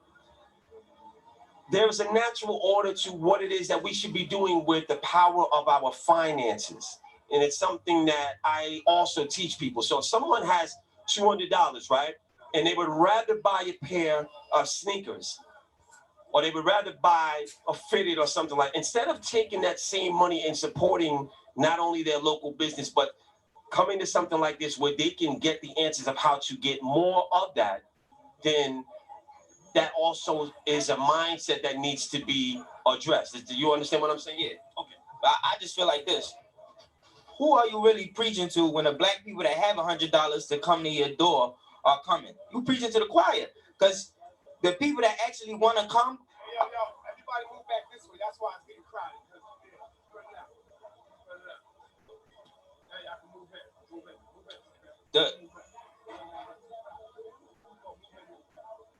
The people that actually want to come already have a conceived notion in their mind of what they're receiving. So if I'm from a poverty-stricken neighborhood and there are pressures closing in on me from all angles, and you teaching me about spirit, how can I convince a spiritually ignorant black man to come to learn about spirit when he sees no immediate effect for him, or when he has to do a whole bunch of searching before he can actually get an answer? Even from what you tell him, he has to, like, even if the value system is fucked up, it's understandable, because it's just like, okay, I live in a house, I don't have a lot of money, but the money I do have, I don't want to spend it on something. I'm just saying, coming from their mindset, I don't want to spend it on something that could potentially be useless. Right. So therefore, if I do spend it on mine, because we spend a lot of money on the education system, we spend a lot of money to learn garbage. So what if I'm coming to you and I'm learning garbage? How do I know that what you're teaching me isn't garbage? And you said you are credible. We can go to your website, but I'm saying, if I'm from the projects, or if I'm from wherever, what is the importance of your spiritual information to me relative to my new pair of sneakers? Like, you want me to answer the question? Yes. Okay. The answer to the question is, like I said before, it's really, I can't go into your mind and fix, hear me out, or anyone this applies to, not just you, but anybody across the board, because it's a great question that you pose.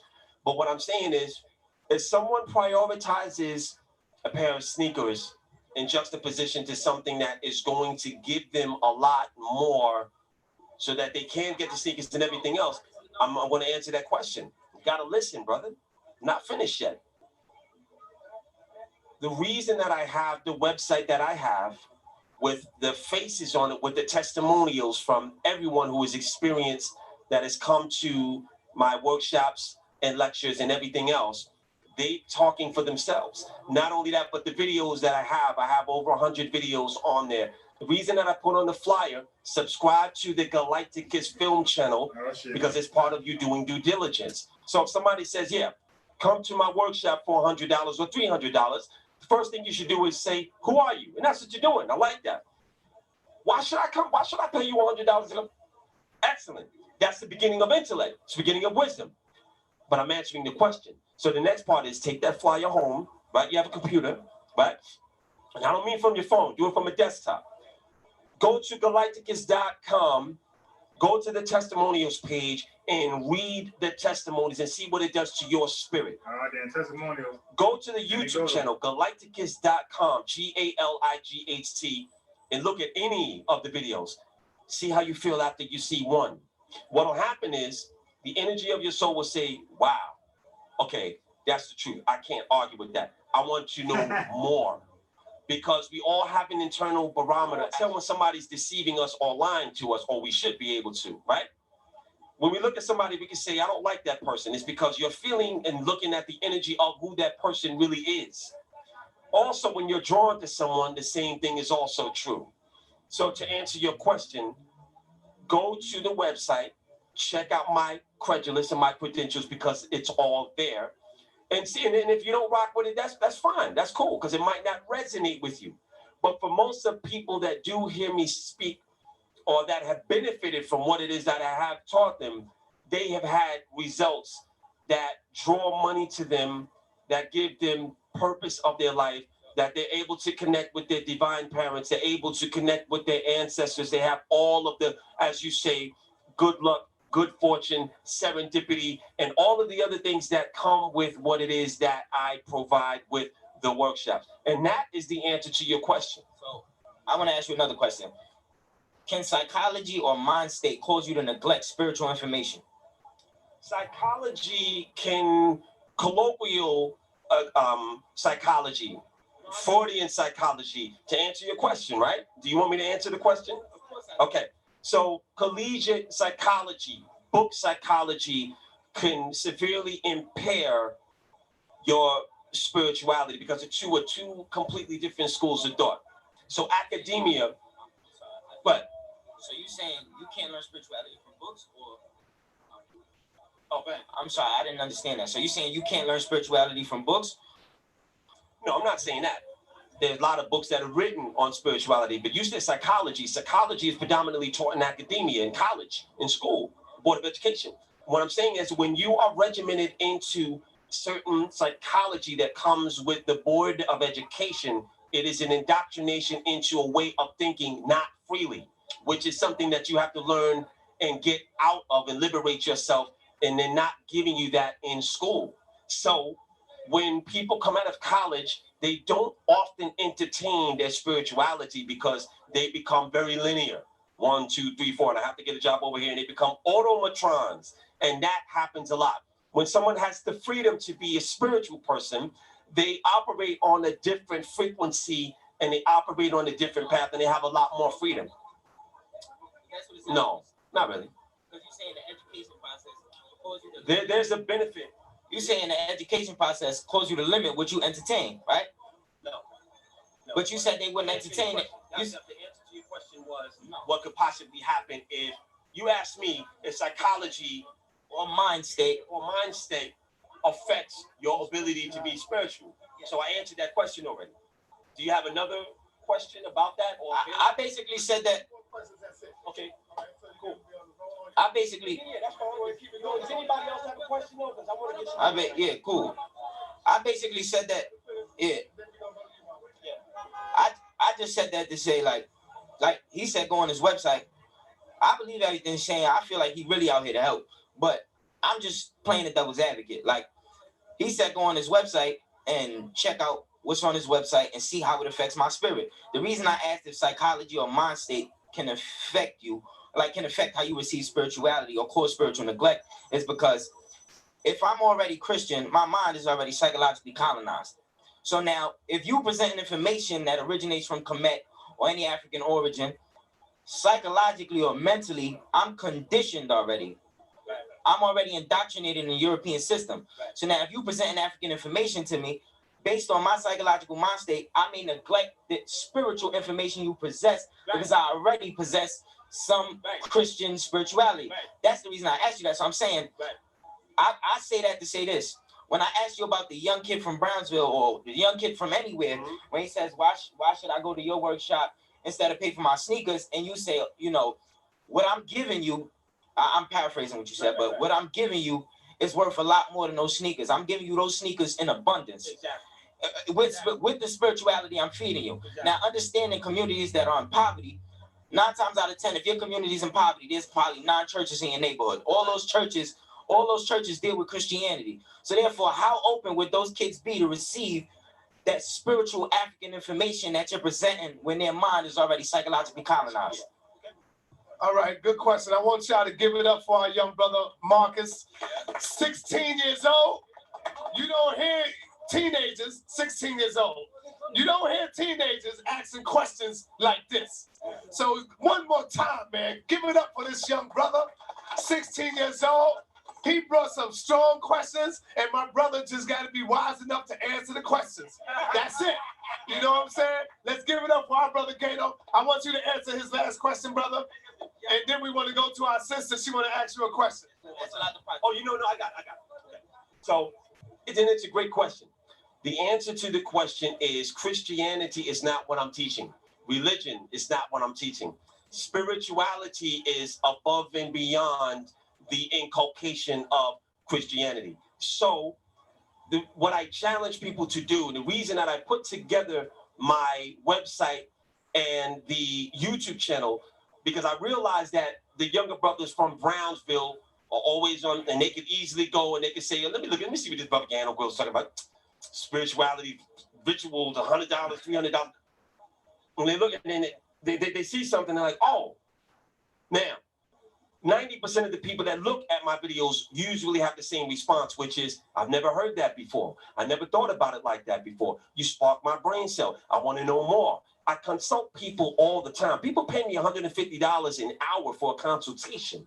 People will happily pay me. And then when I ask them if they're happy, at the end, I'm very happy. And then they become an initiate. They become a student. They become because now they've gone beyond that. If I was not decorated in what it is that I have to offer, and what I had to offer was not and is not of value, there's no way that would be possible. So what do? I put my credence and credulous on the website, and I wouldn't be able to stand in here right here in Harlem in front of all of you if I didn't have that to back it up. So for the young kid in Brownsville that would rather spend $100 on his sneakers and say, you know what, I don't feel like going to that thing. It's cost $100. I'd rather do that. I would say, if you juxtapose and compare, what are the sneakers going to do outside of maybe a couple of people say, wow, I like those kicks, man, that's tight. Or a girl come up to you and say, you know, those sneakers are so beautiful. Here's my phone number, call me. But what I'm offering to other people is something that goes way beyond that. And it is for people to come out of their struggle, for people to connect to other parts of themselves that they did not know existed, and hopefully put those people on a path of enlightenment, which will be far more valuable than those $100, $200, $300. Hold up, listen to what I'm saying. You're missing the point. I never said these people weren't African. I'm saying if we're going to talk about who people are, why can't we be specific? So we can get to the bottom of this and speak intelligently, because when we start throwing blankets over it, when you say Africa, you're talking about multiple cultures, multiple religions, multiple belief systems. So all I'm saying is if we're going to talk about this in an intelligent way, let's deal with the highest form of this intelligence, right? That's all I'm saying. Facts. At that point, after you saying that, I don't really got nothing to argue with you about. I just thought, because what Sarnetta said was, you are not African, you are not a continent. And I see the logic in what he's saying, right? I do see the logic in what he's saying, because a hyena is African, right? So are you the same as a hyena? Okay, but you know I'm human. You see me. Here's the point. Let me just say this. And I hear what you're saying. The point that he made is very logical. It makes a lot of sense and is rooted in reality of the fact that there are different, because Africa's. He said, yo, what logic is that? Dude, a hyena is a hyena. I don't get that.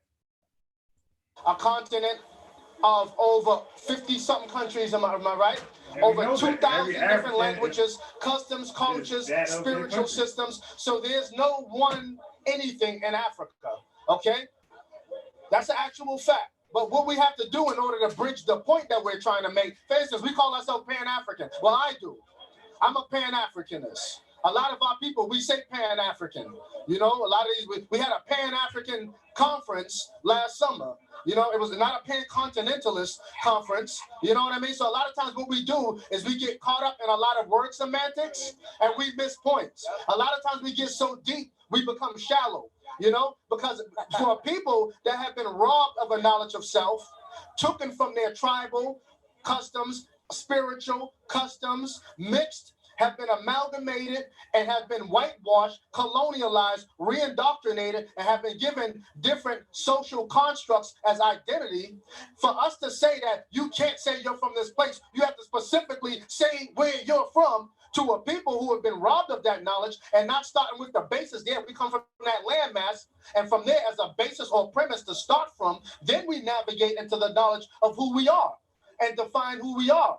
Okay, but we have to stop being shallow. We can't become so deep that we're spaced out and we're not on earth dealing with reality no more, because we're so far into a whole nother stratosphere of in-depth knowledge. And I'm saying that in general, because I hear a lot of people, we're not African, we're this. Then they go into the word semantics of what Africa is. Okay, let's take the name Africa out of the equation. Some people might say Leo Scipio's Africanus, 212 AD, the Punic Wars. It was called that after it was colonialized as a colonial name. Let's take that off. Let's take away Al-Kibulon. Some people might have discrepancies with that.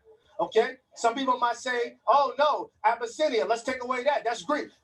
However, the landmass is a starting point, because our people are so psychologically duped into thinking they're not even from that landmass, even though science has proven that the oldest art, writing, relics of human Homo sapiens are found there in that region.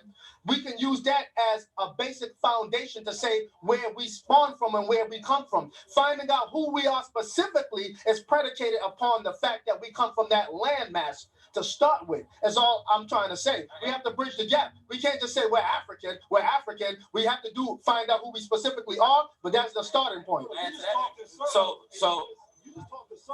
But then brought it back to your point, sort of. But to a certain extent. But I put it like this: what you do when you start saying things like what you what you do things when you start saying things like you're not African or you're not a continent. Once you start telling people they're not African, you start perpetuating division. And the reason you perpetuate division is because if he asks, like for instance, this brother right here, when they ask, oh, are you from Africa? And he says, no, I'm from Mali. Or he's, yeah, exactly. So I'm saying, when he says, hold on, brother, yeah. When he said, you perpetuate division when you do things like that, because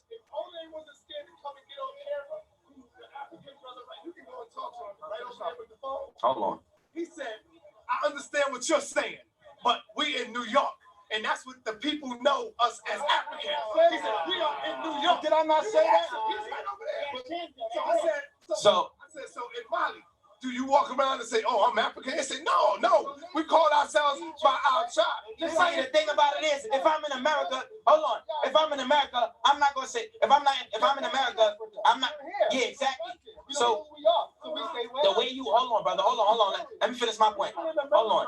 Say I'm an American. They still say that. But what I'm saying is, if you're in the people, they don't say, oh, African. Hey, that's like saying, hey, listen. That's like saying, hold fast. That's like saying this. If you're in New York and somebody says where you're from, you're not gonna say I'm from America. You're gonna specifically say what borough you're from, what project you're from, what block you're from. You're not gonna say I'm from America because you're in here. The same way if you're from Africa and there's different tribes, customs, cultures, and languages, you're going to identify with that specific one in that place, of course. But for people who have been brought from that whole landmass here, because we don't know specifically who we are as a starting point or a reference, we say Africa. That's not chess, that's checkers. It's not that hard. I mean, people are overcomplicated. We know they're not shallow enough not to know that there are specific tribes in Africa. This is not some bug out by some person in America that has no idea that there's different cultures in Africa. We're the conscious community here. We call ourselves conscious because we're aware of that fact. So now I just got one last example. If we got two buildings and I live in this building and someone says, are you from that building right there? I'm gonna say, no, I'm not from that building, but I live in the second floor. That's what it sounds like. That's what it sounds like. So therefore, that sounds crazy. So therefore, I'm not gonna. Hold on, brother. Let me finish. So therefore, I'm not gonna identify myself as being from that building. I'm gonna identify myself as being. Yo, when somebody says you from that building, you're not gonna say No. I'm providing an analogy. You about to deal with the realistics of the culture in this society. Say this. First of all, if somebody says to you, "Are you from that building?" You're gonna say, "Yeah, I'm from D7." That's what you're gonna do. You're not gonna say no. So I'm gonna tell them my exact apartment. I'm saying you won't.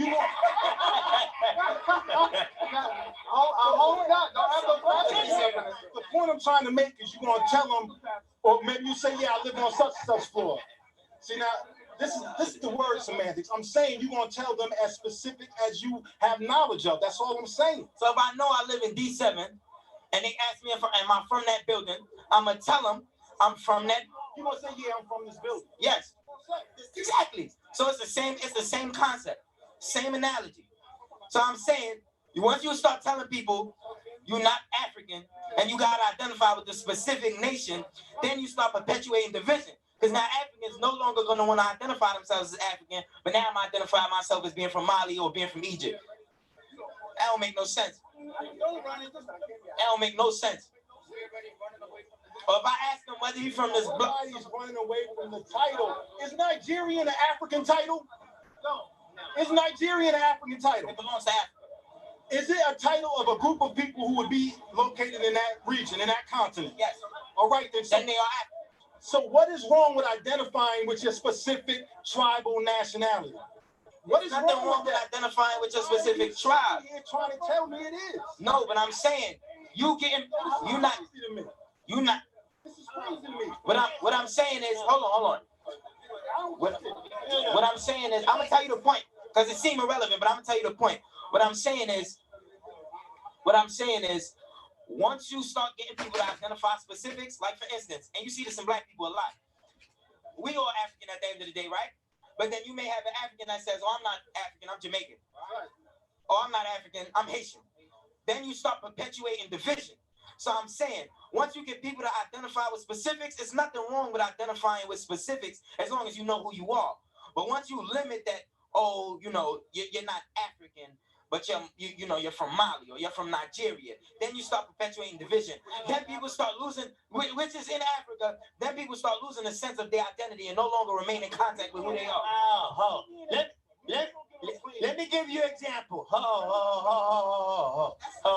Let me give you an example.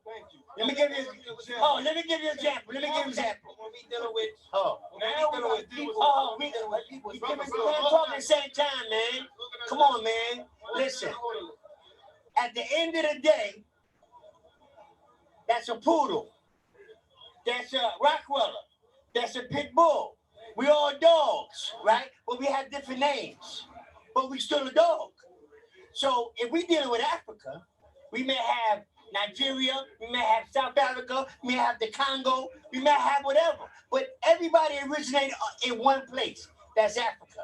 That's what we call it anyway. You know what I'm saying? So where's the confusion at? Why we can't all get along? And when people trace their DNA, it always goes back to somewhere in West Africa for the most part. Somewhere in West Africa. So people are finding out with technological advancement, with study, research, we are finding out specifically where we are from. As a starting point, we know that as a frame of reference, the majority of our people here in America are of Africa, what is called Africa. We are of that descent and lineage. We have history in Africa. Before Marcus Garvey and the 1920s started to try to get the black ships to go back, the black starships rather, to go make this journey back to the motherland in Africa.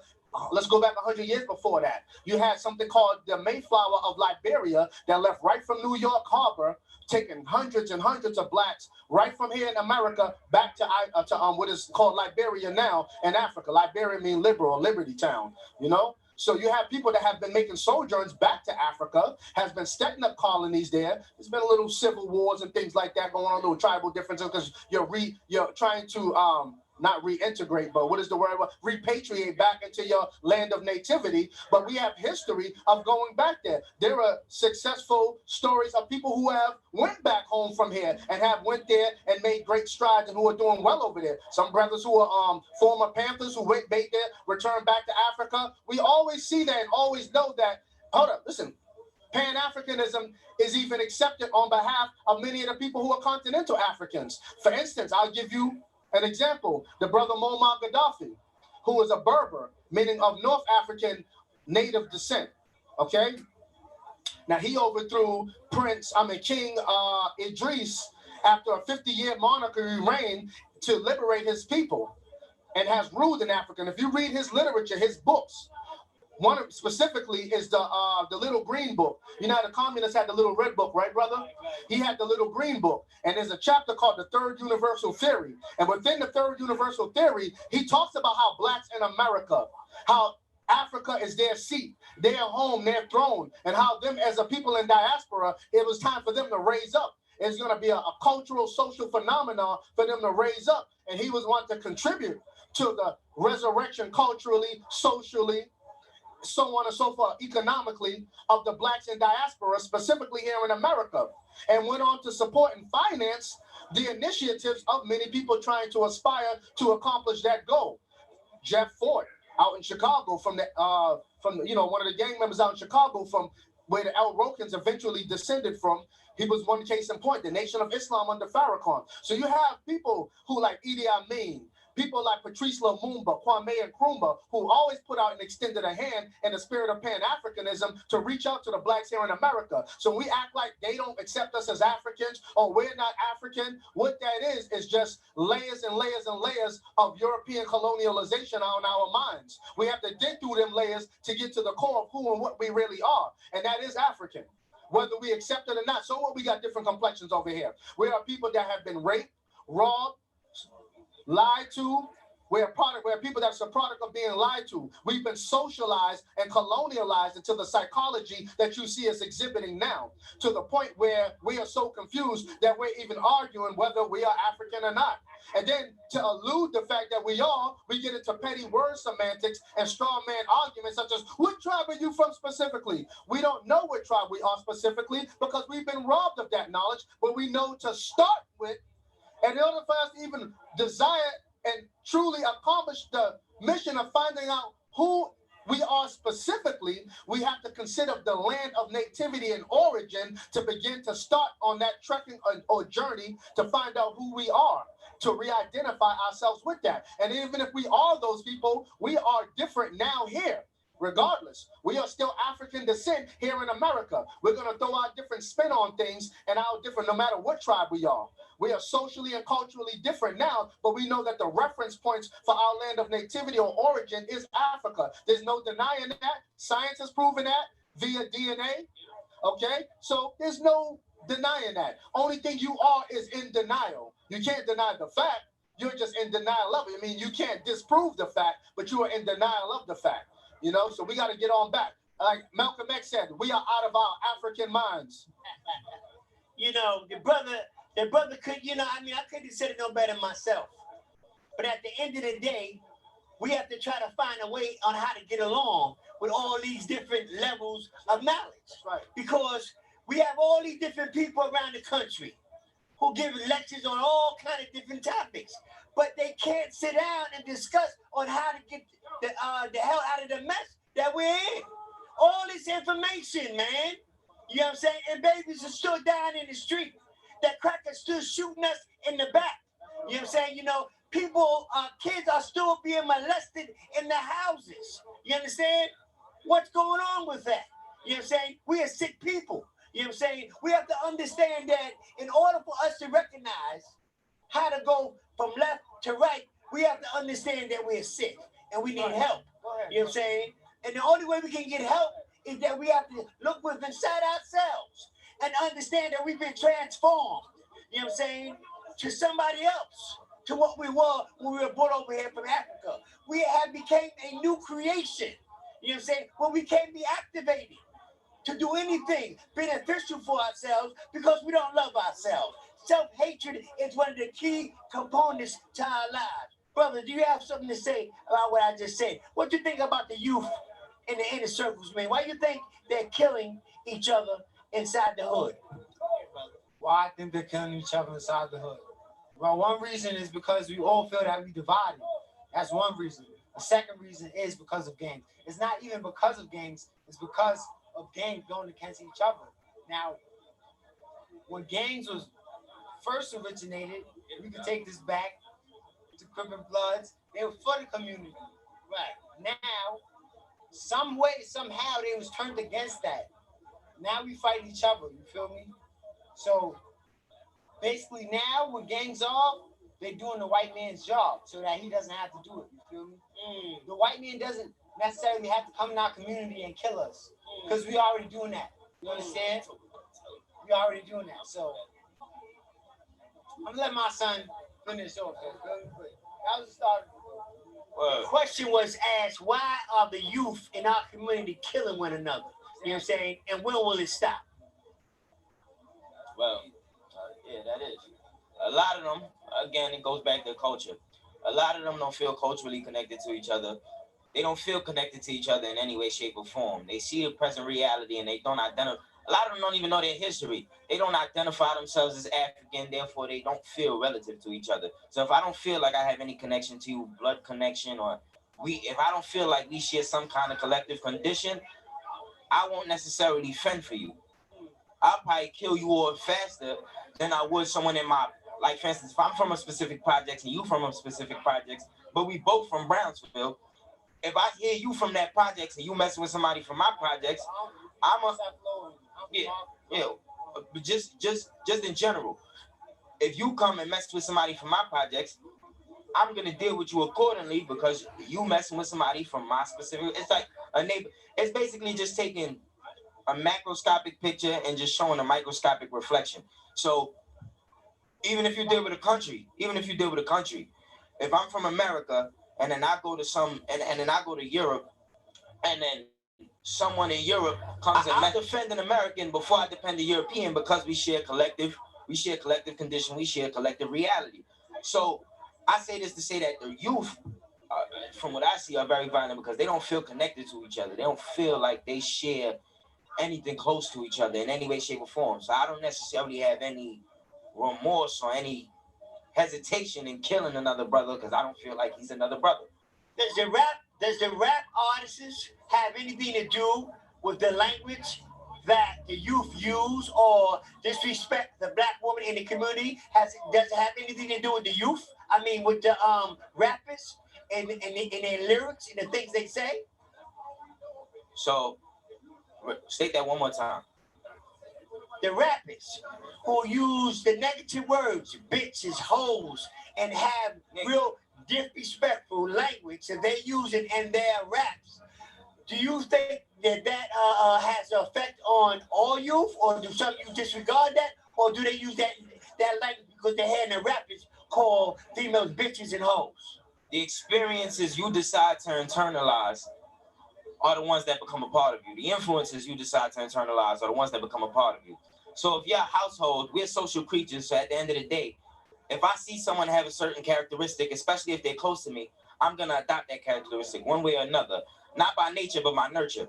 So therefore, if I'm in a household and everyone's calling women bitches, and I hear rap music calling women bitches, that's the norm. So I'm going to call women bitches. That's just how it goes. So I feel like it's really the nurture and what people see and how they choose to identify with it. So if my household does it, to grow up in a specific environment and not internalize anything from that environment, that means that you deviated from your nurture.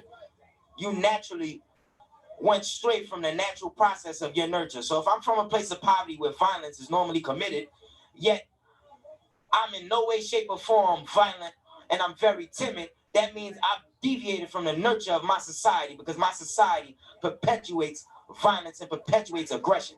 So I'm saying, when you say, does the rap music influence youth, and does the rap music make youth call women this, that, and the third? Of course the rap music does, but you gotta understand, you can't blame black people for everything that black people go through. Like, for instance, to say that, oh, you know, why can't white people call black people nigga? And I'm just providing an example. Like, why can't white people call black people nigga, but black people could call black people nigga? Or why do black people even use the word nigga in their rap videos if it's supposed to be wrong? I can use the word nigga in my rap videos, but why do I use it in the context that I do use it? Who psychologically castrated me, or who weakened me enough to make me think that the word nigga was good? Who created my condition? Who created my condition of poverty? Who made me want to call somebody a bitch? Who made me want to rob? So at the end of the day, our reality is created as a consequence of white imperialism. People want to blame black people for everything. And don't get me wrong, you could blame a black man for certain things, but your reality is the consequence of white imperialism. Black people wouldn't be walking around shooting other black people for money if they weren't enslaved for 400 years. The foundation of this country's wealth is based on African labor. That's all it is. So at the end of the day, our reality is the consequence of white imperialism. Our poverty is the consequence of white imperialism. Every black man that kills another black man is the consequence of white imperialism. So if you blame a black man for killing another black man, and you say it's their fault, what put them in that condition? So now we talking about the specific black people in America. So if we're dealing with America, the condition of America and what created the black American reality is white imperialism.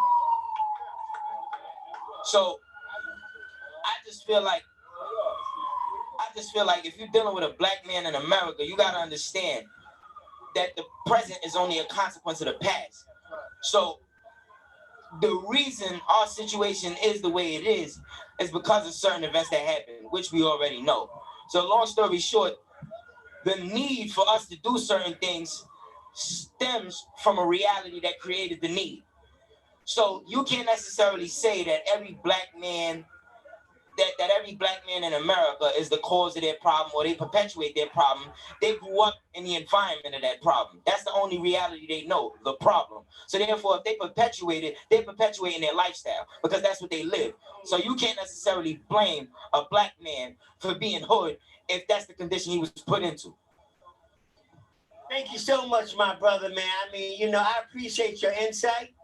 And I appreciate you for being a good student, brother. You know what I'm saying? And studying well, man, and get that information and give it back to the people.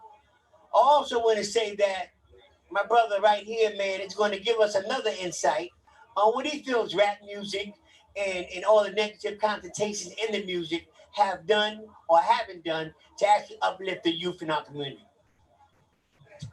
Well, good question. Thank you for a question. Such good critical question that allows me to tap into my mental resource to expound on and give you an answer that requires a great analysis due to the kind of great critical question that was asked of me. Okay, so I wanted to say that as far as what rap music has or hasn't done, let's deal with the has done. Matter of fact, let's go back because we're talking about. I'm assuming.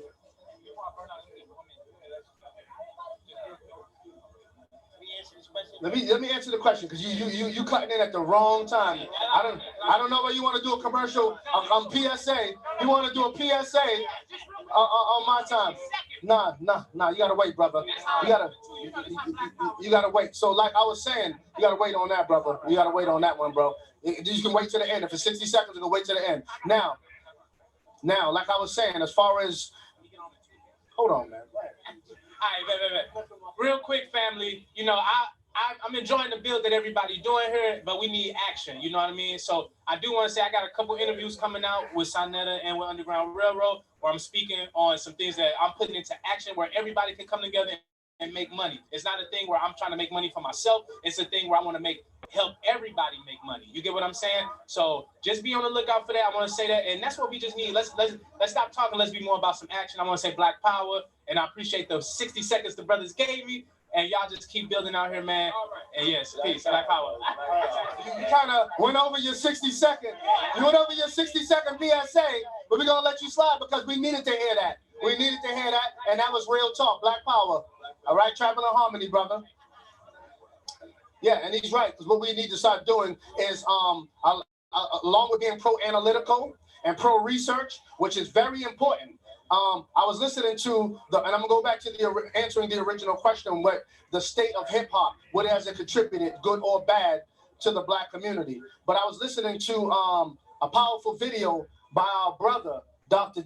Amos Wilson, the other night, the falsification of African consciousness or the falsification of Black consciousness. And he goes into analyzing and studying the dichotomy of pro-talk versus pro-action. And a lot of us, what we need to do is we need to realize we don't never need to stop talking, because once you stop talking, you stop evaluating, you start evolving, and you start putting all your creativity into that which is necessary in an ever-evolving and ever-advancing world. So you never stop talking. You never stop building, because right now, as you see technological advancements happening all around you, guess what? There's meetings or talking going on that's taking place because a thought is a blueprint of what's to take place in the physical. The physical is a manifestation of an original thought. Thought has to be taught to be communicated to people so they come together in a general consensus type of way to figure out how they ought to do what it is that they blueprinted that they were going to do, and to make it manifest into action. So we have to talk. That's right. That's mental technology. Physical technology, because it's built in the mind first, then it's built in the real world. It comes down the tree. So mental technology is solving problems, concepts, ideas, doctrines, thoughts, high thoughts. So what you see take place is technology in its finest form, and what this is going to produce in the physical is innumerable. It's all relevant. It's all going to tie in. Watch how I tie it all into it, though. It's like you see this building right here. There was original thought or idea that somebody had, conversations that went down, some disagreements, some agreements. but when you see the finished product, it's a result of an original thought. So I'm saying that to say this: we don't never need to stop talking about our plight, our issues. We never need to stop exposing contradictions. We never need to stop fighting for the hearts and minds of our people. But we do have to match it and upgrade our involvement in being proactive to bring about practical solutions that we see having a powerful, positive, and a healing impact on us in a collective level.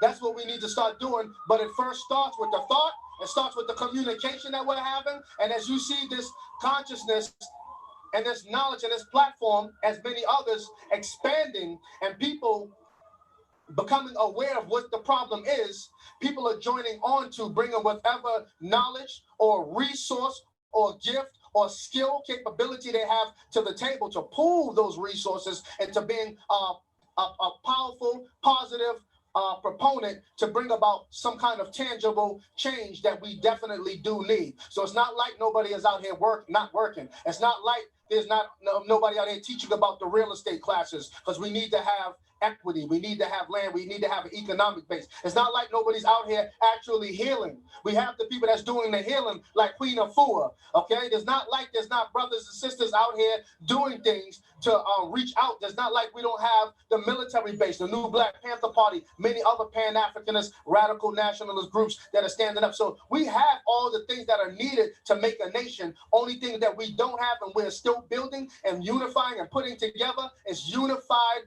principled unity, unified collective unified thought, which is the blueprint to principled unity. Okay, so now when I want to go back to the original question, now this ties into hip-hop, because hip-hop has a lot to do with, you said what it doesn't do for us and what it did do. It did good and bad. It has done a lot and it has taken away a lot. So let's put these things in perspective accordingly. Now, when we talk about what hip hop, I'm going to deal with the paradigm of hip hop from maybe, let's say, 1987, 88 up to now, because hip hop in its inception, hip hop is a term, is hip. Like, you know, the term hip is something that's cool, savvy, you know what I'm saying? It's something that's a slang and a swag that we used in the hood. Hip hop, you know? So we understand the music that it came out of was born out of different types of music that we've had. And this sojourn, the social reality that we were dealing with at the specific time, our music would always reflect that. Jazz, the blues reflected a condition that we were in. Jazz reflected conditions at a said time that we were in. Gospel music, which was the Africanization, adding the beats, the drums, and the type of rhythm that we had to Christian hymns, was a result of the said time that we were dealing in.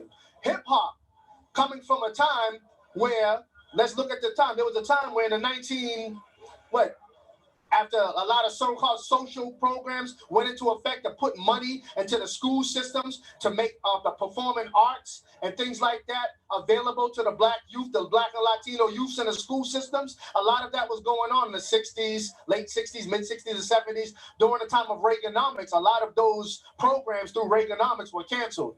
So a lot of the same instruments or performing art classes and things like that no longer existed in the school. So you see brothers wasn't beating on the drums no more. They started to beat on the lockers, the tables and things like that. You know what I mean? Because we're improvisers, because we have that creative spirit in us by nature. So like hip hop was born out of the social conditions and the social reality that reflected through our music. We vented it through our music. If you notice, all songs, all genre of music, all have rhymes in them. All the songs rhyme. They don't rhyme the same way as hip hop. See, hip hop rhymes, you know, but unlike other music where it has the ability to make people dance, hip hop or rap music has the ability to make the words themselves dance. You know, and that's why people would just sit there and just bop their head. They ain't even gotta, because the lyrics themselves are making the words dance, opposed to other forms of music which still have rhymes in it, making people just dance. So hip hop has given a lot. Hip hop was born in a time where it was fun up in the South Bronx, block party, battle rapping, DJs, you know, in its inception, hip hop was fun. So you had the dancing, the break dancing, the graffiti, all of these different components which went into what the hip hop culture was. There's in war-torn neighborhoods okay? Heroin, prostitution, poverty, disproportionate distribution of wealth and privilege was the paradigm of the reality that we were living in, that our music therefore reflected in the form of rap music, when rap is just one of the formulas of hip hop, because hip hop has different components or elements to it. The music, the style that we dress, the graffiti, the breakdancing, rap was just one of those components to what we call hip hop. So hip hop, there's 5 pillars of hip hop. You can get that in a book by our very intelligent brother, Black Dot, who has Hip Hop Decoded. Powerful book that goes in layers, because I can't possibly drop it on you, everything like he does in that book within a little limited time that I have to drop the science that I'm going to give to you. So check that book out, definitely, okay? But you had, when they started to say hip hop at first was a type of genre of music that was a fad. Record execs wasn't signing that. They wasn't getting major spins on the radio stations. We wasn't getting major spins like that. Hardly no spins. That's what they said hip hop would be. Is that the same as the gay thing that's going on now? Is that a fad? Well, we don't want to be all over the place. That's not even a fad. They're trying to make that an institution. They're starting off as a fad, but that's an agenda. You know? Now, this is something that outside forces are trying to put into our culture, our alien customs and way of life that they're trying to inoculate us with. Okay? However, this was something that we brought for our own genre of music and art form and music that they said was a fad. They didn't take that much of an interest in it. They didn't see it long in this last and having such a global impact as it has right now on the world. I remember one time you said, and just drop it real quick, when you said they did a study, and what university was that in England, that said hip hop was the most influential culture in the world. I believe it was the London University and the Queen's College, I believe, one of the highest prestigious colleges is higher than America in the world. That means bigger than MIT, Harvard, Yale, Brown University. And this is a recent study down in the University of England, which determined that hip-hop, because of its influence, it has an influence over the world. Japan, hip-hop is big. England, hip-hop is big. South Africa, hip-hop is big. This was a genre of music that started of all genres that ever existed. But this is a genre that's the most powerful. But hear what I'm saying? But out of all genres, okay, of music that ever existed, this is the most influential one culturally, globally speaking, on an ecumenical or global level. It hits everybody. So it's impacting everybody. Everybody's imitating, trying to rap. You got rappers in London. You got rappers in South Africa and Japan. They cutting the turntables, rapping in Japanese. Yeah, that's a beautiful thing, because that goes to show you the creative power of the black mind, what we had to do. See, hip hop started off as a positive, powerful thing. They thought it wasn't going to have a long-term impact. They didn't think it was going to have a long-term impact the way that it did, this genre of music. But look at it now. And once they started to see the power that hip hop had, that's when the small hats got involved with it. Small hats, who's that? The so-called Jew. The so-called Jew got involved with it then, because they seen the power of hip-hop. And any type of genre of music that we've ever done, or sports, or anything that we've ever been involved with, and they seen that it would be successful, the small hat has usually been there right behind us. The secret relationship between the blacks and Jews, the speech by Farrakhan, he goes into a lot of specific details of dates, times, places, names, and specifics, okay? You can just check that out, do your research, you got your homework. And it's not that hard. All you gotta do is just look around, open a few books, you'll see that. And it'll jump right out at you. It's just history. Now, once they started to see that hip hop had the type of captivating power and impact globally that it was growing into, to have that kind of global impact, they wanted to kind of control that dynamic of where it was going. They wanted to invest in it then, you know? Anything we do, they invest in it, and they used to try to take it over and try to change the direction of where it goes. Hip hop was no different. The thing with hip hop is because that is the most influential genre, cultural genre, not just music, cultural genre ever. You got to understand the ominous effects that it is having and will have long term, because of the direction that it's been turned to go to by design through agenda. Because they said, wow, if this can have an impact globally, and this is created by these people, we got to make sure we control the message. Because if the message is too powerful as far as conscious, because hip hop started off in its inception as fun, something to dance to, and it also had a point to ponder. It also talked about social realities with a social relevant message in it. Most hip hop, you know? Now, as the hip hop started to grow and expand, you started to see people investing in small hats, when I say people specifically, investing, and not everyone that they invested in just turned it to the left and it just went to garbage, because we had Run DMC, you know what I'm saying? It started, they used them too. They kind of crossed over with them. Okay? Yeah, check that out, brother. Eat that knowledge. Now, so I was saying, was like, for NWA, for instance, when I think that was a pilot program to see how far degenerate that we can be made to become through that specific genre of music, hip hop.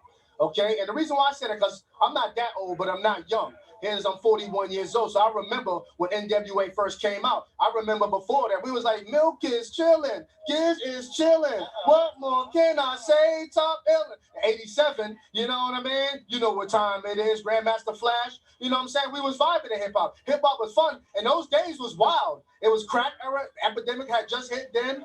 Gangs was rampant in the city that I'm from, in New York, other places, you know. Gangs was rampant. The crime rate was rampant. War-torn neighborhoods. Prostitution rampant. AIDS was just hit the streets. But the music still had a positive message or a socially relevant message in it that people would still be able to bop their heads to, dance to, and have fun with. Now, I noticed with NWA, and I used to like NWA, I ain't gonna front. I still do. I like their music. I don't like it the way I did when I was lost. I mean, I liked the hard beats, the audacity that they had. You know what I mean? Like, it was hard. And back in that time, I remember when they first hit the streets and that change of hip hop, they wasn't getting no spins on the radio. So we heard of NWA, we heard of it just by word of the mouth on the streets. Yo, check this CD, this tape cassette out. You know what I mean? There wasn't no CDs back then. So I remember when I first heard that, this is like, I think this was before the F the Police, the Fuck the Police one, which was, when they first came out. No, when it first came out, it was Eazy-E. It was just Eazy-E. It was Eazy Does It was the album, and it was just him. Like, even though they said he wasn't the writer of the crew, he was the first, he really wasn't even a rapper. They had to show him how to rap and really get him in the studio and prep him to become the rapper that he eventually became, you know?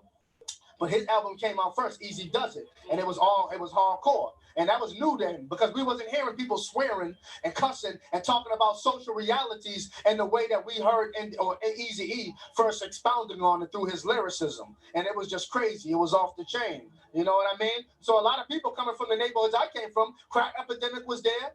The streets was wild. AIDS, prostitution, gangs was rampant. I come from in Boston, you know, Roxbury, Dorchester, Massachusetts. Same thing that was going on out here. We was intrigued by that. And we kind of started beginning to relish that kind of music, because it was like, it was hard. They got the audacity to talk about, you don't even hear this on the radio. A lot of people in our community, because of the cracks was there, the epidemic was there, of other just social realities, the music, it seemed like, became the soundtrack to a whole new wave of gang culture and violence that was inspired heavily through that genre of music. Because like I said, prior to that, the same social conditions existed, but the music wasn't there glorifying it and talking to them, yes, glorifying it, because NWA did glorify that lifestyle. You hear the songs like Gangsta, Gangsta, Eazy-E's fucked up and got the 8-ball rolling, She Swallowed It. When you hear the song She Swallowed It, yeah, remember? You know, that's before your time. She swallowed it, yeah. They're talking about knocking out chicks and putting his penis in her mouth and moving it all around. He says all this literally in the lyrics. He talks about a 13-year-old girl that's a preacher's daughter. They're running a train on her in the car. MC Ren jumps in and he smashes it and all kind of different stuff. This was what they was talking about and glorifying in the music. The Small Hat was, yeah, and they was going platinum with no radio spins. I mean, they came out with Express Yourself. I'm expressing with my full capability. They had a couple of hits, but this is after they already became known and without having spins for the type of negative John Wayne rap. And they made a lot of content, not just them, because a lot of people, we talk about NWA, but we forget about that. Out of NWA was inspired other very negative gangster rap groups. It was NWA, then there was something called BWA that came up with bitches with attitudes. And then there was HWP, Hoes with Problems. that came out after that. And it had, yo, it was just crazy. And then you had, I mean, it just went crazy. And then we noticed the shift between East Coast, which cornered the market on hip hop, as far as the much of spins it was getting, as far as the influence that it was having on a global level, and a socially relevant, for the most part, socially relevant type of conscious lyrics that they were kicking, to the West Coast, which dealt with a very hardcore reality over there. And when you look at the dichotomy between the East and the West, yeah, we had the drugs, we had the heroin epidemics, we had the war-torn neighborhoods, the slums and all that. Philadelphia, Boston, Jersey, New York City, of course. Crack cocaine was first used as a social destruction pilot program right there by the CIA in California, right in Los Angeles. That's why he's a spokesman for the House of Consciousness. You see how he goes in? We touch on many topics. This is my brother Sankofa, the spokesman for Sarnetta TV, Black News 102, House of Consciousness. All right, brother, sorry I had to do that. Thank you, brother. Another PSA, man, from yours truly, brother Sarnetta. All right? So like I was saying, we got to look at, and the reason why I'm going into a lot of history, some people might say, just answer the question. I am answering the question. But see, our people are so used to fast food and you are what you eat that we desire fast answers. We want the answers to our critical situations and problems to be oversimplified with a few words, because we don't think that much of ourselves. We don't think that what happened to us, how it happened to us, and how it is so impacting on us, where it has such a hypnotic effect on us socially, psychologically speaking, spiritually even speaking. We think that there wasn't a very complex layers, critical layers of complexities into how this was done. Yo, I didn't mean to torture y'all with that shit right there. My bad. I was on the phone. You dig? Talking about some chess. My man wanted to play me in chess, and he was talking about how he beat somebody up in chess. So yeah, I gotta play Sarnetta in chess. We gotta do that. All right, so check this out. I'm going, yeah. Sankofa be talking about, yo, what's the new word? Bloviating? Let me see. Bloviate. Yeah, that's the new word, bloviate. Yeah, he was just bloviating. Yeah, he'd be bloviating. Just a whole bunch of nothing. And no disrespect, but where you going though, bro? Like, with all that being said, where were you going? Just a lot of circular talk. So, piece of true story, and we're gonna do this. I'm going to end this live, because this thing running for like mad hours, 8 hours. I'm gonna end this live, right? I'm gonna end this live. I'm gonna start a new live. So everybody just look out for the notification, and we're gonna get it in. So I'm gonna end this live right here. Then I'm gonna start a new live, because I don't want it to be 12 hours, because it's about 8 hours right here. And that's how we're gonna do it. So wait for the notification, and we're gonna get it in.